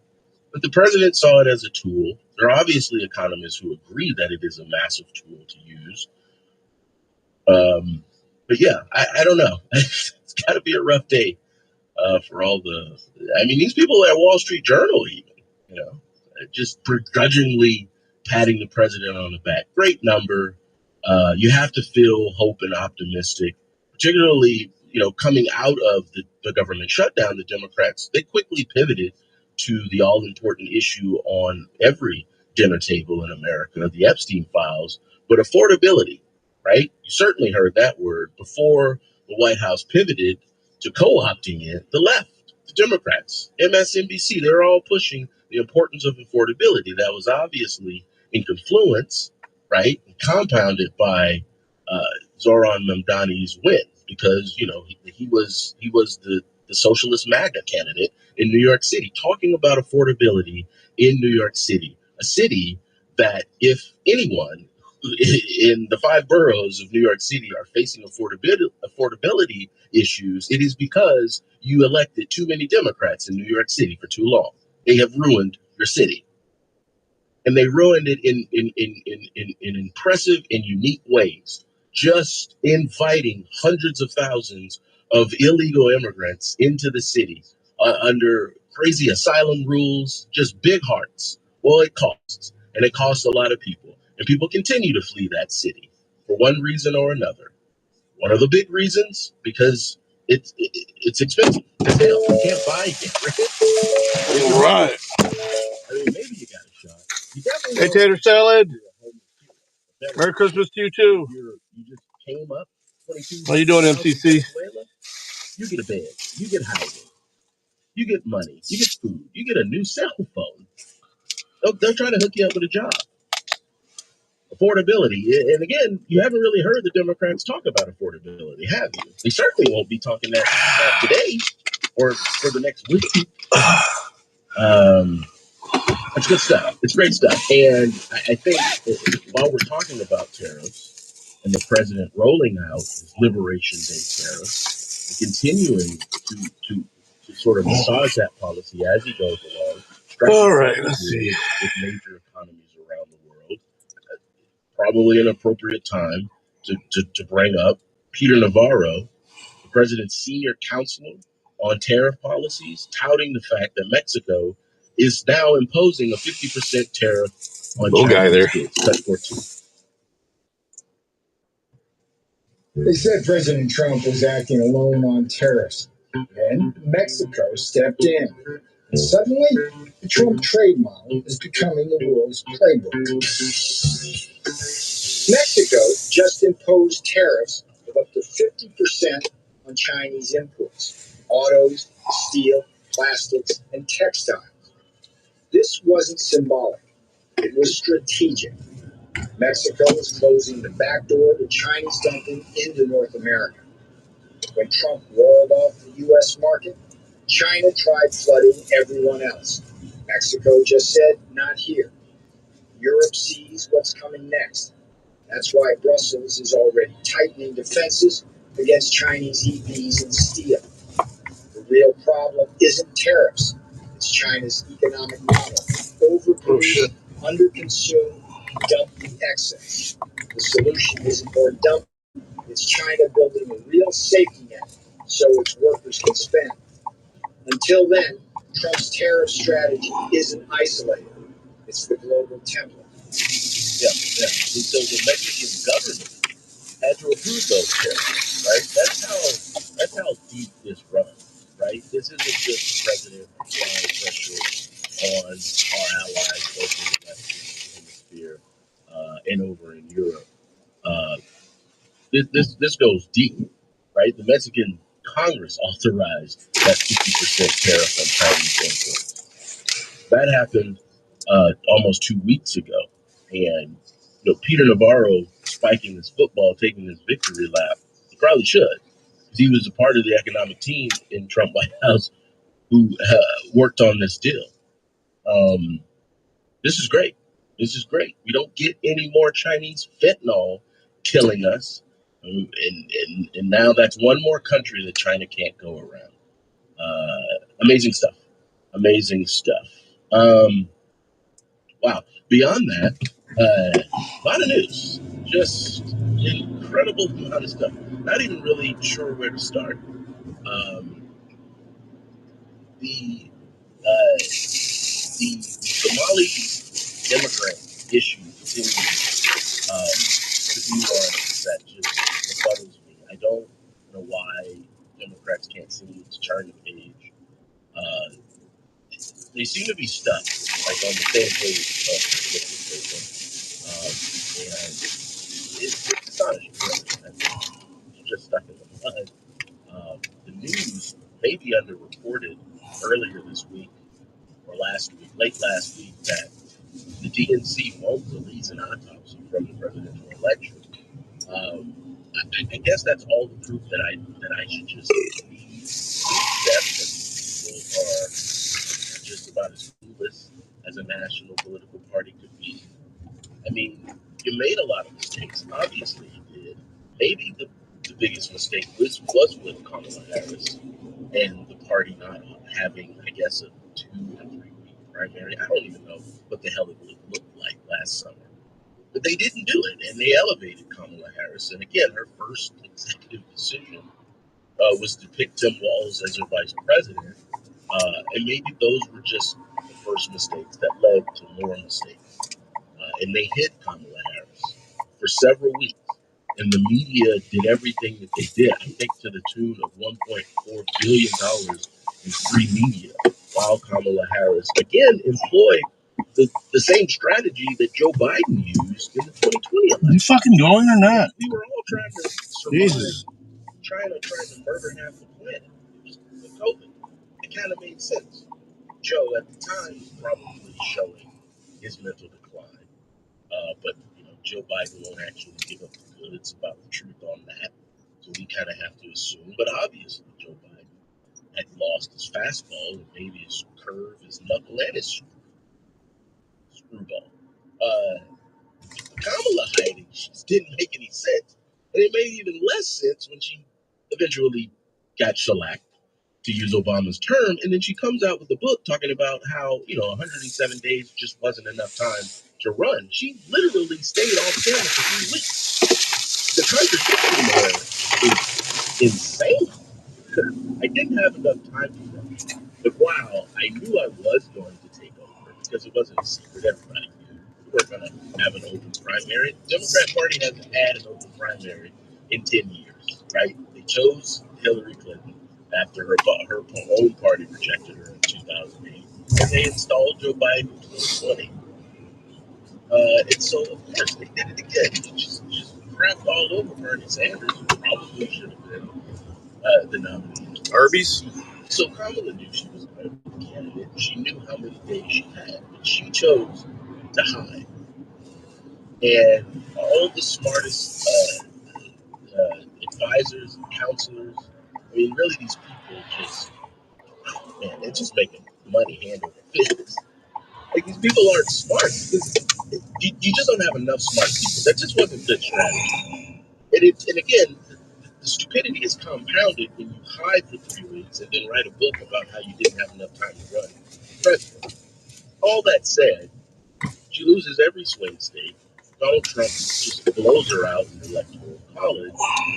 And usually when parties lose presidential elections, they come out with an autopsy.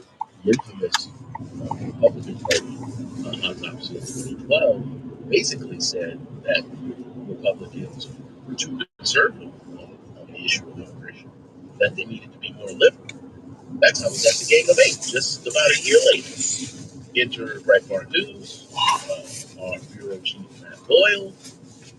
Sadly, I beat up on Lindsey Graham enough yesterday, so I won't do it. But he was on the Republican side, along with my former senior senator, Marco Rubio, trying to usher in, through the Senate, confirmation immigration reform. Okay? You need an autopsy after you lose a presidential election. In that case, in 2012, the Republicans they learned all the wrong lessons, I guess. But the Democrats won't learn any lessons after 2024 because they won't release their autopsy. They can't even be honest with themselves and the rest of the voters who they obviously failed in a public way. You don't get better from that. And that is how, I guess, you get to a situation in which so many faces of the Democratic Party just come off as buffoons. I mean, they're just foolish people, not very serious at all. Enter Boston Mayor Michelle Wu. Like Massachusetts, we know, has about 40% of voting age citizens who vote for Republicans. But they're not being represented, not certainly in the way that they should be. And I feel like there are probably some people in Boston who wholeheartedly agree that that also applies to them. And sadly, they've been saddled with this woman. I don't have it off the top of my head, but I'm pretty sure, I'm certain Michelle Wu got a raise, a 6-figure raise. I don't want to say the wrong number, but I'm looking at the state of Boston in the time that she's been mayor. I guess city government had to give it to her. But anyway, I digress.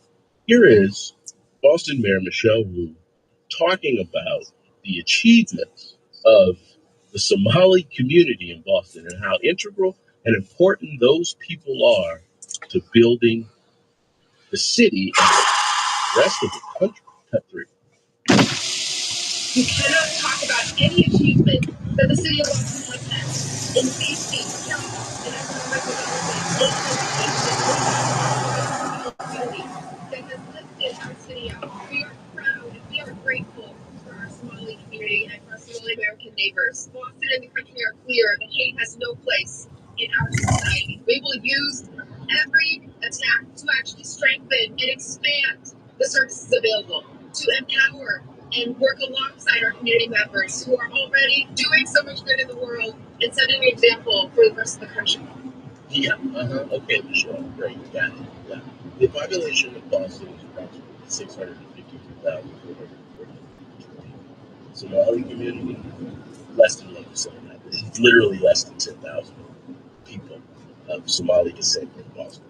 Boston's one of those cities run by Democrats and has been for so long. That has an ethnic radical as mayor, and she has contributed to the fact that Boston, post-pandemic, has shrunk by the tune of tens of thousands of people. But hey, you got the Somalis in the community building it up. Speaking of Somalis, we'll take a break here, but on the other side of the break, the political sugar honey iced tea storm surrounding Tim Walz just continues to get worse by the day, and rightfully so. That man should be prosecuted for the abject, fraudulent failure of him actually getting control of his state's government and the people looking out for the tax dollars being spent and just given away by criminals. 866-957-2874. We'll take a break here, pick it up after the break. This is the World Commentary. There's no place like home for the holidays. Cozy up and keep it merry and bright with the SiriusXM app.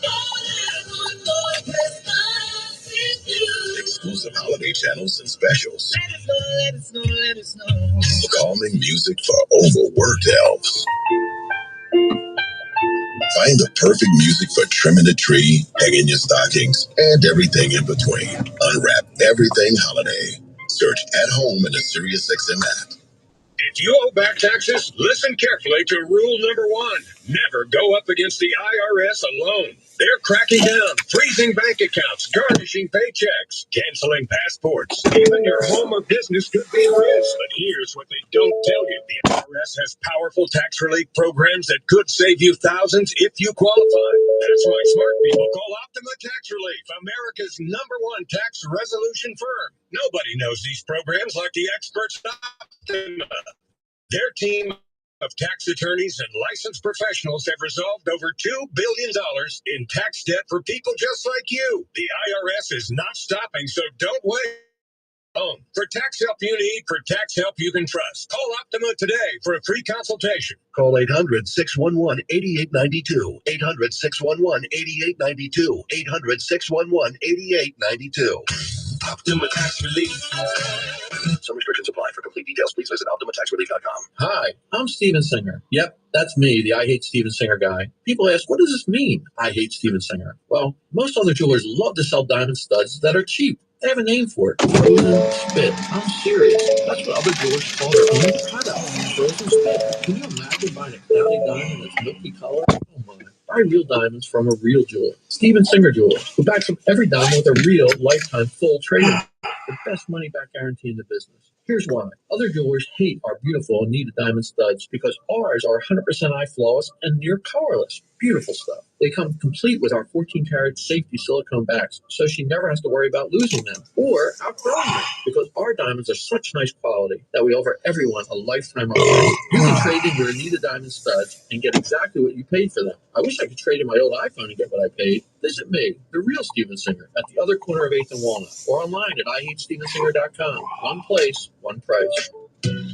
Dreaming of your next getaway this holiday season? For over 40 years, Gate One has provided travelers with affordable escorted tours and river cruises led by expert local guides. From twinkling European cities to thrilling African safaris, Gate One has your perfect itinerary. Book now through December 30th, 2025, and you can save 20% on all escorted tours and river cruises with promo code GIFT20. Give yourself the gift of adventure this holiday season and book today at GateOneTravel.com to see more of the world for less. We, the people of the United States, this week in American history, December 25th, 1776, General George Washington leads the Continental Army across the icy Delaware River, launching a surprise attack at Trenton. And on December 28th, 1945, the U.S. Congress recognizes the Pledge of Allegiance, establishing it as a symbol of national unity. Counting down to America 250, only on Sirius XM Patriot 125. Are you ready to see more of the world this holiday season? Let Gate One Travel be your guide to unforgettable experiences across the globe. For over 40 years, Gate One has helped travelers discover the world through expertly crafted escorted tours, river cruises, and all-in-one vacation packages. From flights and hotels to meals and transportation, everything is taken care of so you can focus on what matters most, the adventure. Explore Europe's classic charm, journey into the colorful traditions and diverse cultures of Asia, all with the insight of local expert guides who bring every destination to life. With hundreds of travel packages to choose from, your perfect getaway is just a click away. But now, book now, and you can save 20% on all escorted tours and river cruises when you book at GateOneTravel.com using promo code GIFT20.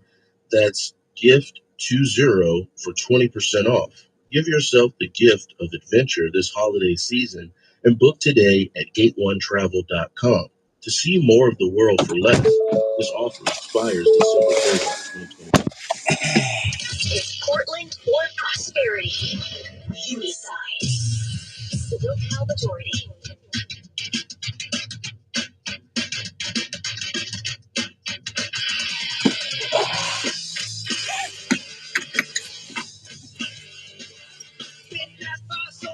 Welcome back to the program, but the willpower majority, that is, I almost slipped up there.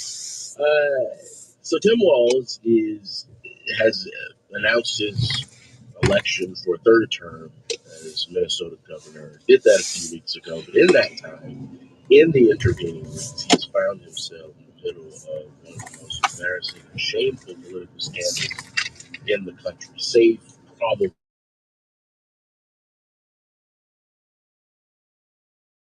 this from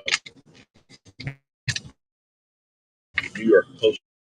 A group of 98 Minnesota mayors raised concerns with state leaders in a letter about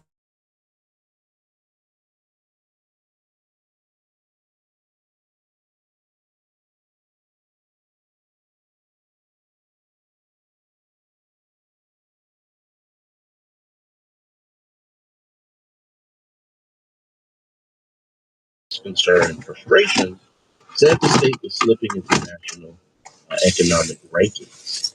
Quote, fraud, unchecked spending, and inconsistent fiscal management in St. Paul have trickled down to our cities, reducing our capacity to plan responsibly, maintain infrastructure, hire and train employees, sustain core services without overburdening local taxpayers, the letter said.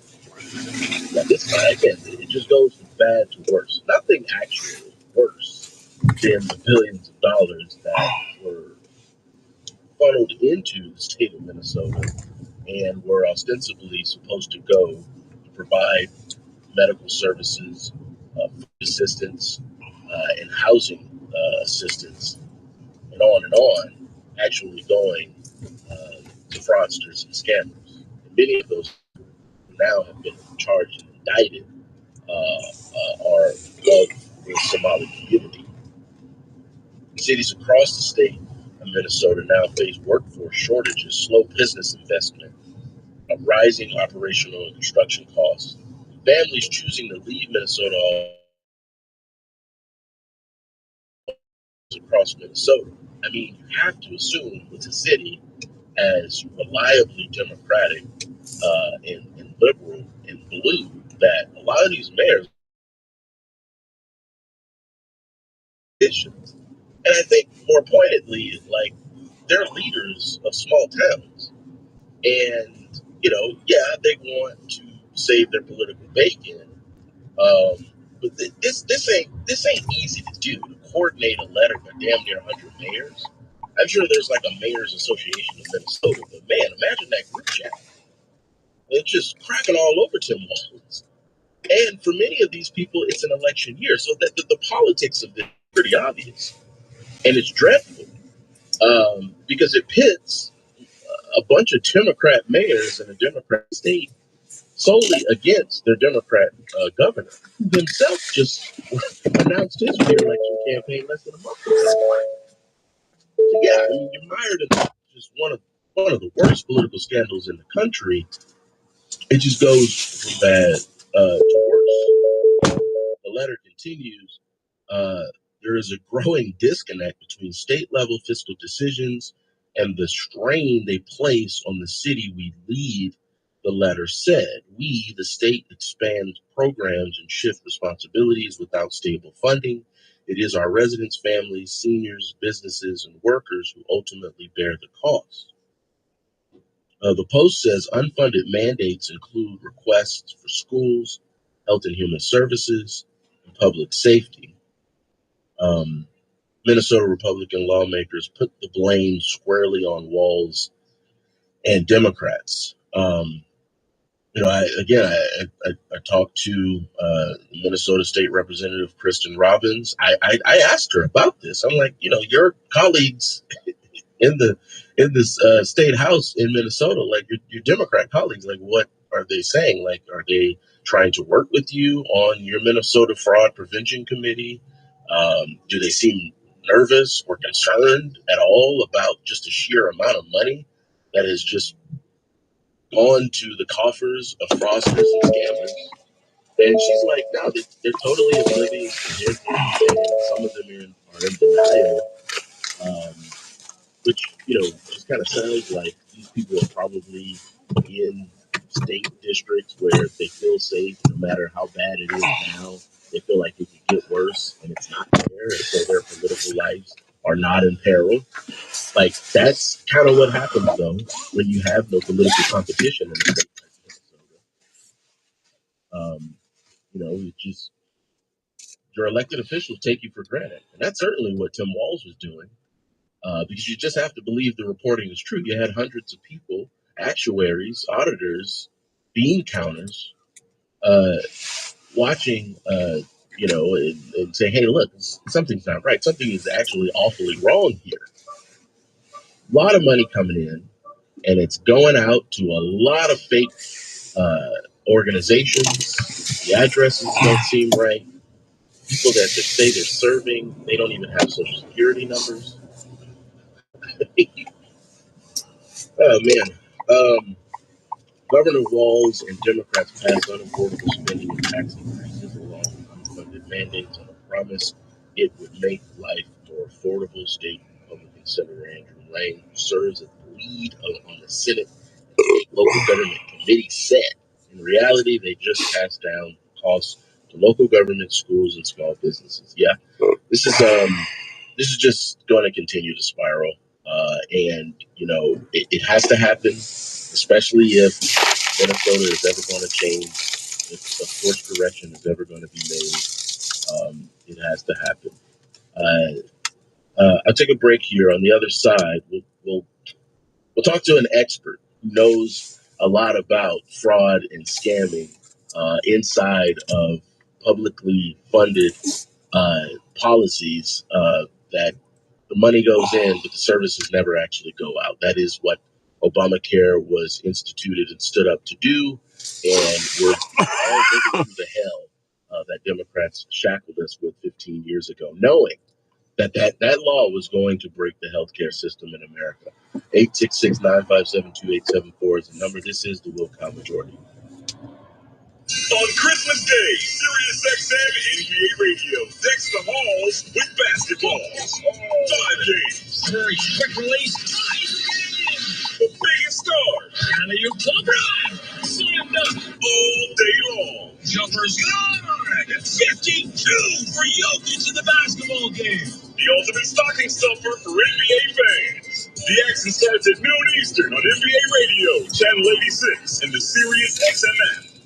Hey, I'm Mike Slater. My dad passed away at the age of 63. He was in great health. It's out of nowhere. Had a stroke. And super hard, obviously, for the whole family, but my dad had life insurance. So even after he passed away, he was still able to provide for my mom. And of course, by extension, my brother and I. This is why I have life insurance for my family, my wife, and 4 kids. And the best place to get life insurance is ethos.com.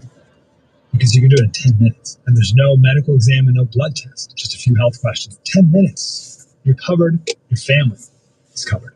You get $2 million in coverage for $2 a day. That's a 10-year term life policy for a 35-year-old healthy, non-smoking male. We don't like to talk about death in our culture, but everyone's going to die. You are going to die. Get life insurance in 10 minutes so your family is protected. Ethos, ETHOS, ethos.com/Slater. Rates may vary, billed monthly. Ethos.com/Slater. My friend's husband ordered one of those DIY security setups. He saw a deal online and swore he could handle it. Now, she's got a camera pointed at some random corner of the yard and non-stop motion alerts. Me, I've got alarm.com, installed and monitored by pros. I control my cameras, locks, and sensors right from my phone, and I only get alerts that matter. That's serious security for serious people.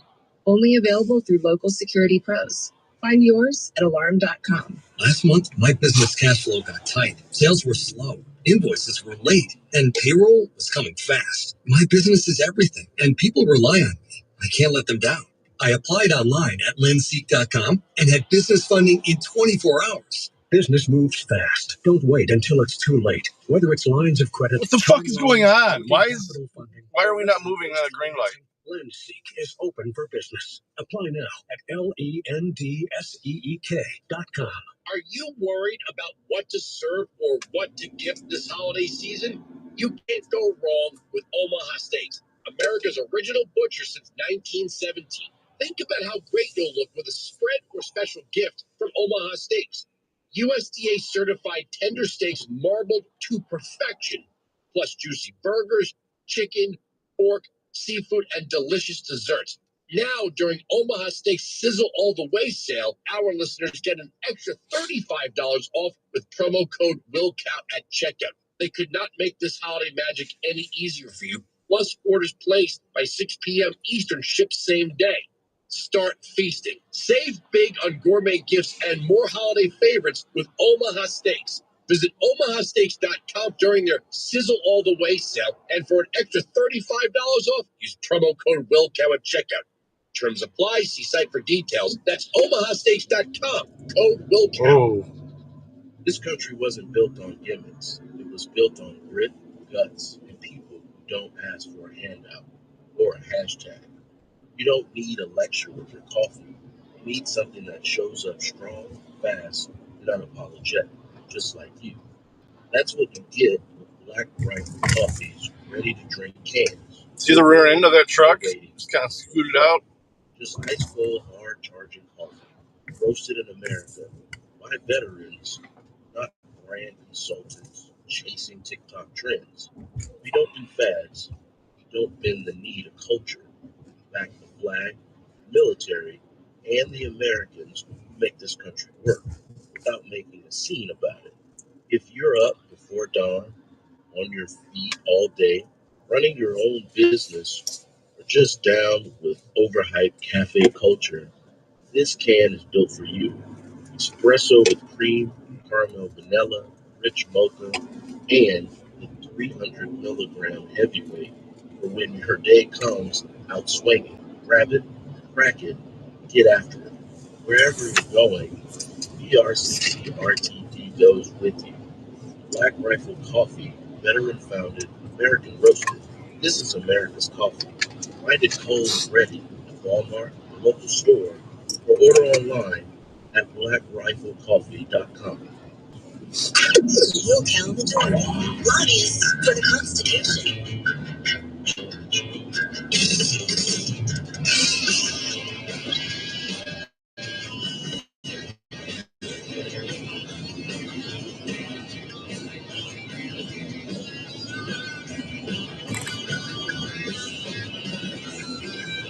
Welcome back to the Locale Majority.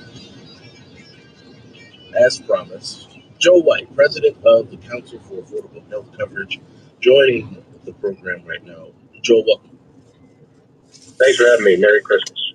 Merry Christmas to you. So, Joel, in your estimation, just sort of break down how we got here in a situation in which Americans, perhaps millions of them, are about to see their healthcare premiums rise, some of them to just backbreaking levels. Yeah, a little bit of history here I think is helpful. So when Obamacare was passed and came online in 2014, basically the rules made the health insurance very expensive.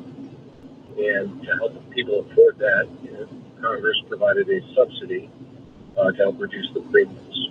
And then during COVID, there were bonus subsidies provided. And those bonus subsidies were intended to be temporary. They expire on December 31st. And so some people will see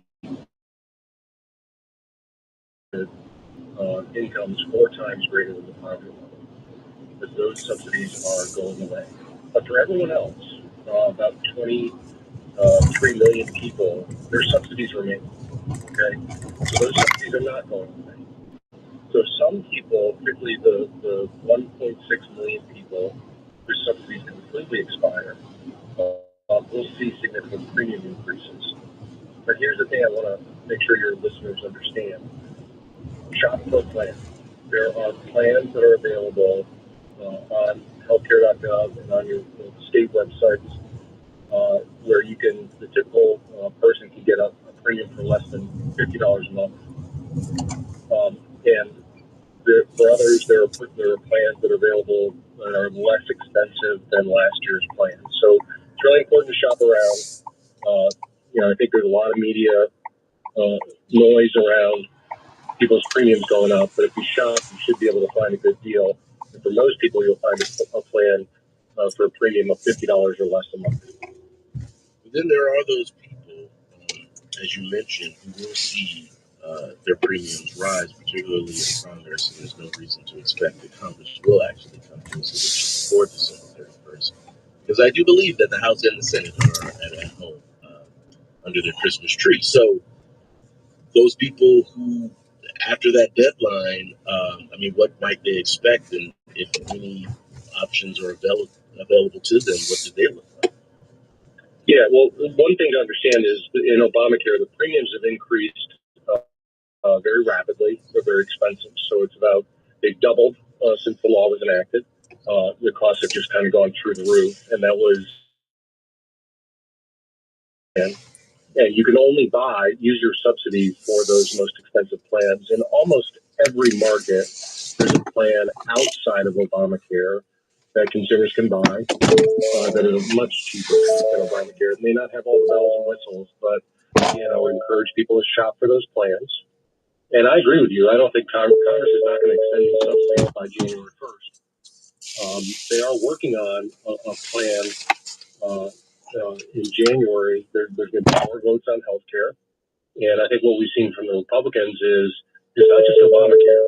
Like, that's 7% of the population. Everyone's costs are increasing. You work for a small business, you work for a big employer, your costs are going up too. And it's very unaffordable. So we need to get our arms around this affordability crisis for everyone, not just for Obamacare.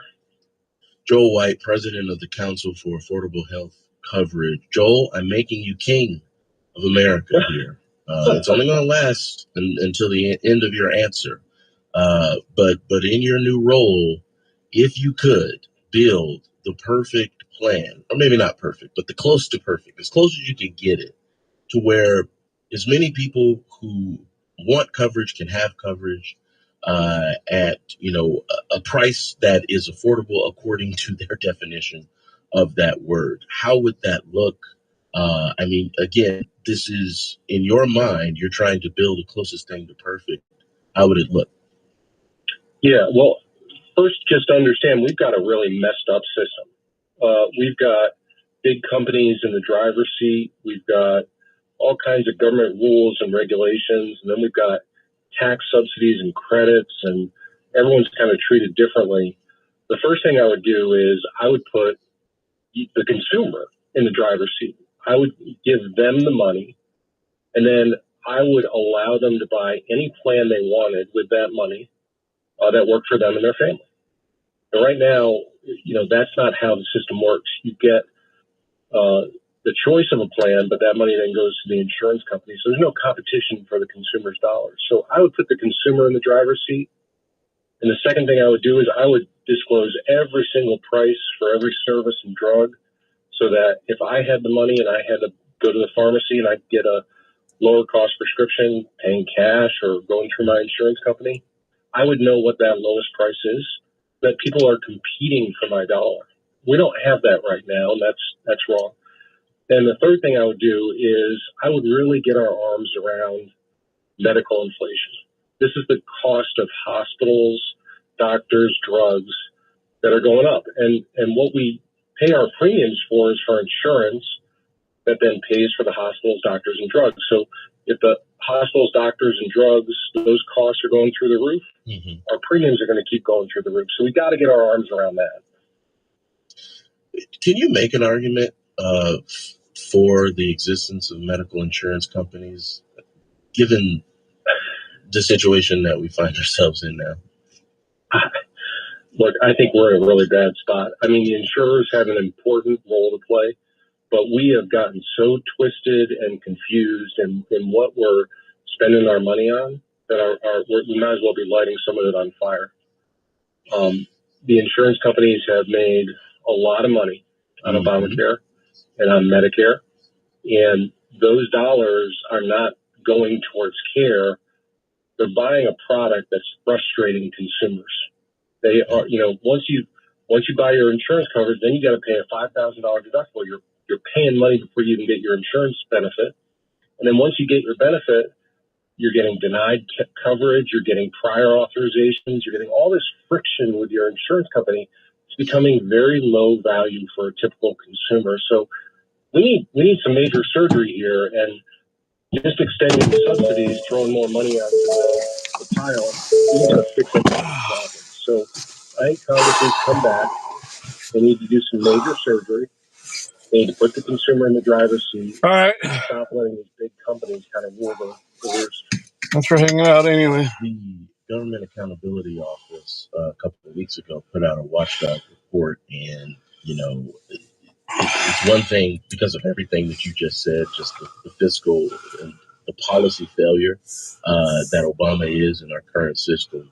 It's insult to injury when you have things like what the report says 100% in 2024, 18 out of 20 fake applicants still receiving subsidized coverage for 2025. Fake Social Security numbers used for 71-year-olds don't exist. Hundreds of insurance policies just being paid to people that aren't alive. It just goes on and on and on. I don't actually understand, and maybe you can help me in the 2 minutes that we have left. Like how is the system as broken as it is? The money goes out, but so few of the dollars actually make it to the patients, and then you have just billions of dollars being wasted on a system in 2025 where like technology should be able to fix some of these errors, if you want to call it that. Yeah, you can't use your credit card without being verified, right? And we have none of those controls in Obamacare. And so when Congress authorized the bonus COVID subsidies, what they did was they created a new plan for very low income people where you had a $0 premium. What happened was the fraudsters pounced. They signed a bunch of fake people up, 6.5 million people, we think. And what happened was that money got paid from us taxpayers directly to the insurance company. 35% of those policies, those zero premium policies, never had a claim for the entire year. So never went to the doctor, never got a drug, never used it. That is a huge red light, flashing red light warning.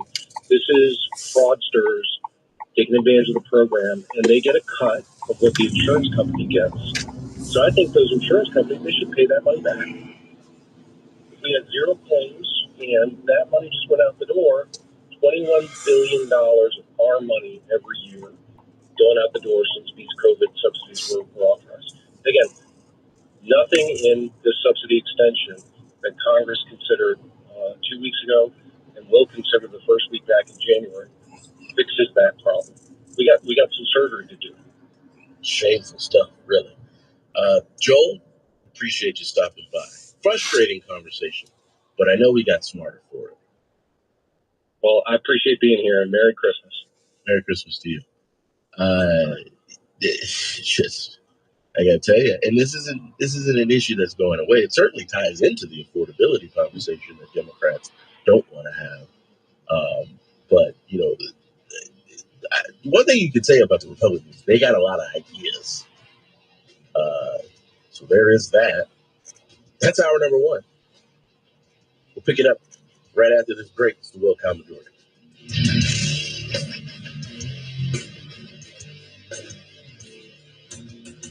If you owe back taxes, listen carefully to rule number one. Never go up against the IRS alone. They're cracking down, freezing bank accounts, garnishing paychecks, canceling passports. Even your home or business could be at risk. But here's what they don't tell you. The IRS has powerful tax relief programs that could save you thousands if you qualify. That's why smart people call Optima Tax Relief, America's #1 tax resolution firm. Nobody knows these programs like the experts at Optima. Their team of tax attorneys and licensed professionals have resolved over $2 billion in tax debt for people just like you. The IRS is not stopping, so don't wait and don't take them on alone. For tax help you need, for tax help you can trust, call Optima today for a free consultation. Call 800-611-8892. 800-611-8892. 800-611-8892. Optima Tax Relief. Some restrictions apply. For complete details, please visit OptimaTaxRelief.com. He's Donald Trump's #1 enemy in Congress, Chicago politician Dick Durbin. Now, Durbin has a new scheme. He's doing the dirty work to benefit corporate megastores. Durbin's bill could cut corners on your credit card security, putting your personal data at risk. Big chain retailers and warehouse stores want to inflate their profits, and liberal Dick Durbin would help them do it. Tell senators, say no to the mega stores and Dick Durbin. Paid for by the Electronic Payments Coalition. Selling your home? Then you're probably looking for a great real estate agent. You know the best place to look? Ready.com. REDY.com. Because on Ready, the best real estate agents will pay you just for an opportunity to sell your home. Yes, agents pay you a cash bonus upfront, usually thousands of dollars just to be your agent. Go to Ready.com and find out about it. Or call 888-880-REDY. 888-880-READY. Individual freedom, the right to bear arms. Sirius XM Patriot. Channel 125. Live here. Breaking news at Town Hall. I'm Bob Agnew in Washington. President Trump has approved construction of two massive 30 to 40,000 ton Trump-class battleships. These are the best in the world. They'll be the fastest, the biggest, and by far 100 times more powerful than any battleship ever built. And the president says the Navy will be getting two of those advanced vessels. The lead ship, the USS Defiant, will carry hypersonics, nuclear cruise missiles, lasers, and rail guns, and it will be expanded into a fleet of 20 to 25 new vessels in all. Holiday travel could prove to be something of an adventure for some. For those of you hitting the highways, flying, or taking the train to see family and friends this holiday week, yes, the weather may have some plans to impede your progress. The Northeast will see some snow and rain that could cause delays on Interstates 95 and 90, as well as cause flight delays to New York airports. The South could see some showers that may bring delays, but nothing severe is expected. The Upper Great Lakes will also see some snow showers that could impede travel. That is correspondent Bill Alexander. Meanwhile, AAA is projecting more than 122 million Americans will travel 50 miles or farther from home through New Year's Day. That's up about 2% from last year, with a record of 8.03 million flying. That marks the first time ever that end of year travelers, I should say, will top 8 million in all. The government's latest update on the U.S. economy shows it expanded at a strong 4.3% annual rate in the third quarter. Both consumer and government spending grew. This holiday season, many U.S. drivers getting the gift of lower gas prices. According to data from the Motor Club AAA, December has been the cheapest month for prices at the pump this year. The national average for unleaded gasoline has stayed below the $3 mark since December 2nd. This is SRN News. Attention. Have you racked up $10,000 or more in credit card debt? Are you barely getting by making minimum payments? With credit card debt reaching all-time highs, National Debt Relief is notifying consumers about significant debt relief options currently being made available to help those with overwhelming credit card debt. These options may reduce a large portion of credit card debt for those who qualify. You don't need to declare bankruptcy or take out a consolidation loan, and you may only have to pay back a fraction of what you owe, even if you have bad credit.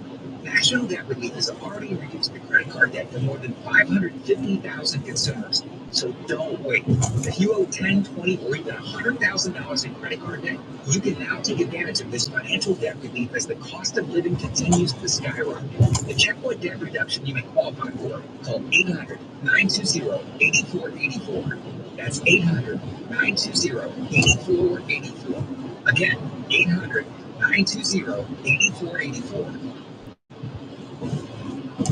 That drone up in the sky, chances are it was made in China, but going forward, they won't be, thanks to new federal regulations banning all foreign-made drones. It's a move that will keep new Chinese-made drones out of the U.S. market. Monday's announcement came a year after Congress passed a defense bill that raised national security concerns about Chinese-made drones, which have become a dominant player in the U.S., widely used in farming, mapping, law enforcement, and filmmaking. The FCC said a review found that all drones and critical components produced in foreign countries, not just by Chinese companies, posed unacceptable risks to the national security of the United States and to the safety and security of U.S. persons. Keith Peters, Washington. Consumers stepped up their gift giving during the first 7 weeks of the holiday shopping season.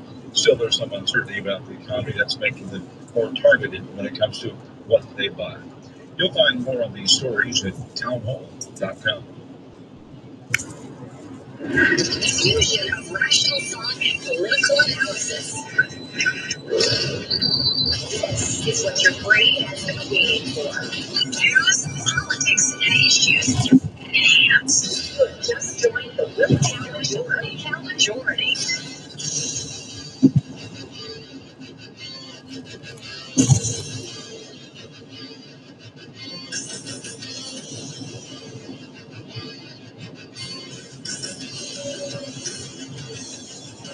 Welcome back to the Will Majority, hour number 2.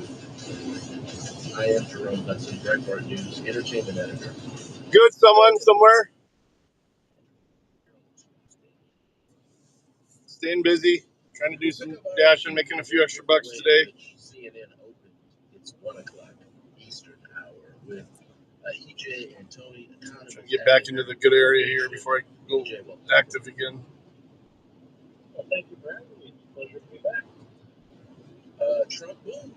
Economy grew 4.3%, fastest in 2 years, smashing those pesky expectations. EJ.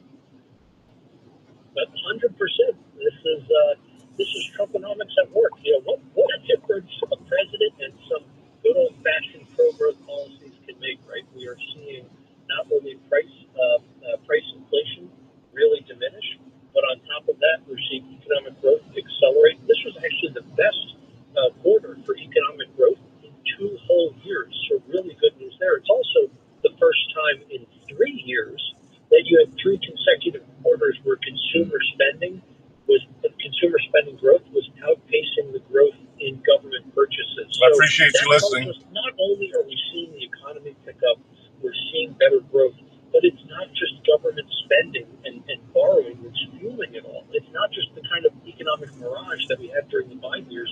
This is real, genuine private sector growth. And we're seeing higher wages. We're seeing more Americans employed, not just foreigners.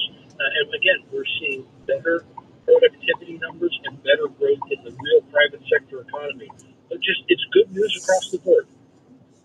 Yeah, and it's amazing too because I think the number of federal workers who've been laid off at this point is approaching 100,000.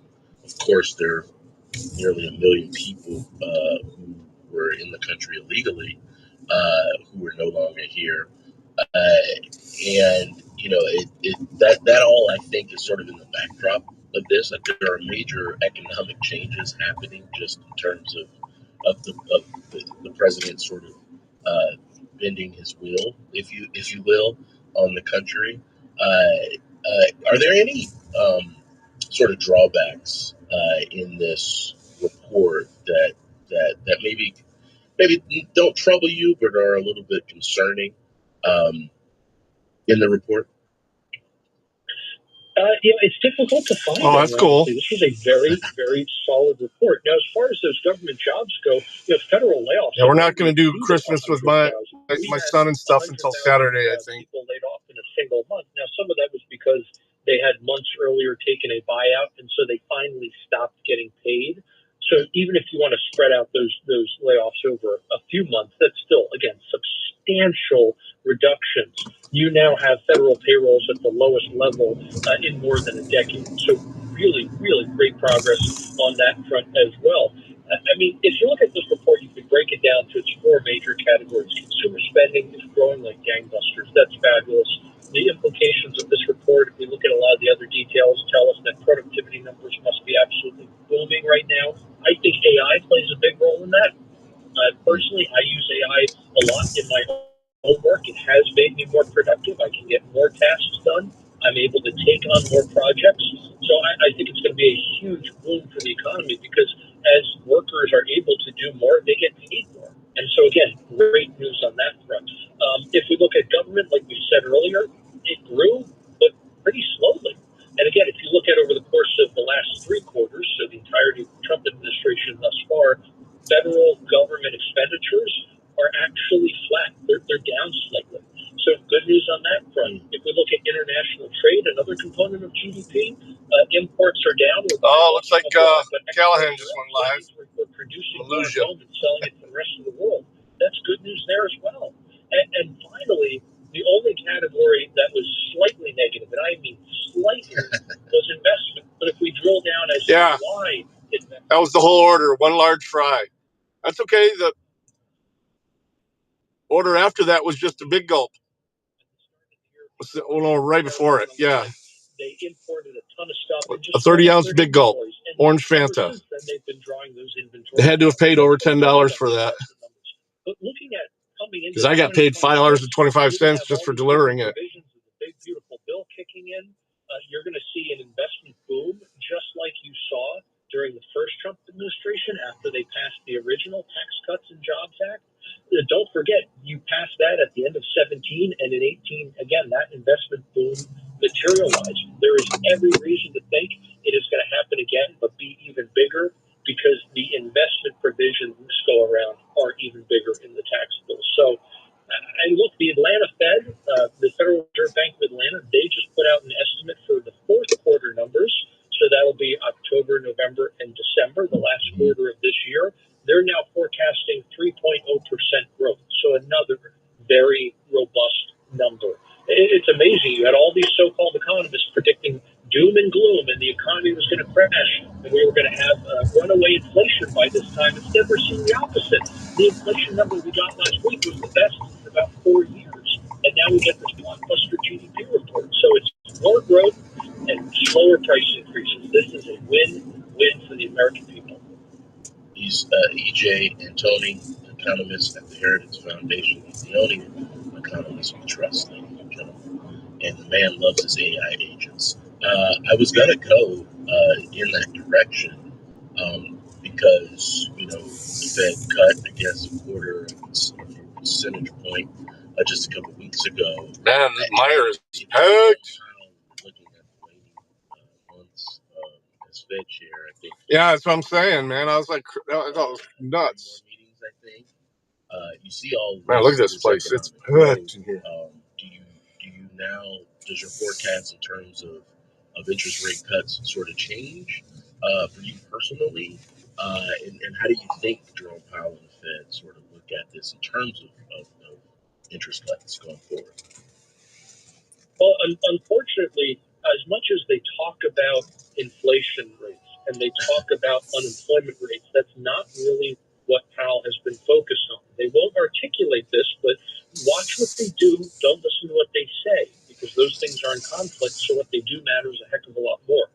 What's going on has to do with money markets. It's not inflation rates. It's not unemployment rates. The Fed says they're targeting a certain inflation rate. They say they're targeting full employment. They're really not anymore. That whole system broke down in the spring of 2020 because the Fed created an entirely novel monetary framework at that time, and they have been struggling ever since to support it. And trying to support this new framework. I got a sandwich I'm going to eat, and then I'm going to go live again, active. Which basically means they went from extinguishing money to they're back to creating money, which is what caused the inflationary disaster in the first place. And this is one of the headwinds that the Trump administration is going to have to deal with in the new year. You have Congress spending too much money while the Fed is printing money to pay for it. That's going to cause inflationary pressures, and it's going to be essentially at loggerheads with everything the administration is doing on the regulatory front, on the energy front. Those things are going to put downward pressure on prices. At the same time, the Fed and Congress are putting upward pressure on prices.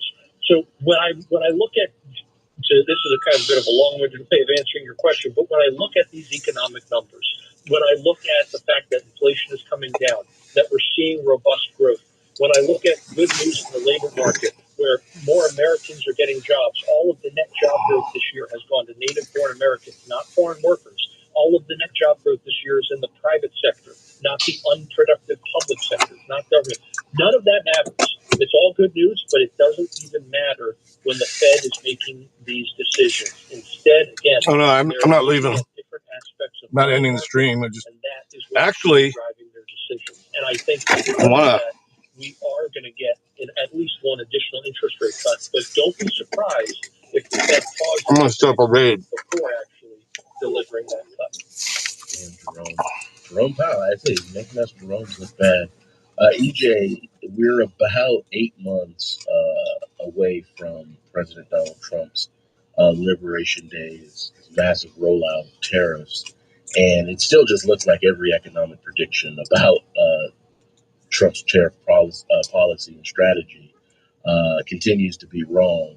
I played the audience audio of Peter Navarro, President Trump's senior counsel on tariffs, touting Mexico imposing 50% tariffs on Chinese imports. And how does this move from the Mexican government? How does that sort of play in, if you will, on the global stage as far as the president's overall tariff policy come in? Well, the more nations that we can get in a kind of coalition against China, the better. The more we can isolate China, the better. The more we can push China out of these trade relationships and establish ourselves as increasingly dominant trading partners with these other countries, the more leverage it gives us and the less leverage it gives China, as someone once said. All right. And that's what this is all about. People, I think, really underestimate how much the tariff strategy is actually focused on China. Because as you get more and more countries into our sphere of influence, and I'm not just talking about the Western Hemisphere being our sphere of influence, I'm looking at this much more globally and seeing the more we can have a kind of dominant trading relationship with these other countries, the less room there is for China to do that, and therefore the less leverage China has in negotiations. And once you isolate China, once you have, again, a much bigger stick, as Teddy Roosevelt put it, at that point, that's when you can really force the Chinese Communist Party to do what you want, as opposed to what they've been doing, which is things like getting synthetic opioids into this country to kill Americans, which has been getting all right, I'm gonna try something here. Toxic chemicals into products and different things that they're shipping here. I mean, there are all kinds of ways, right, in which China has been incredibly abusive when it comes to international trade. I don't care if you're talking about slave labor, if you're talking about theft.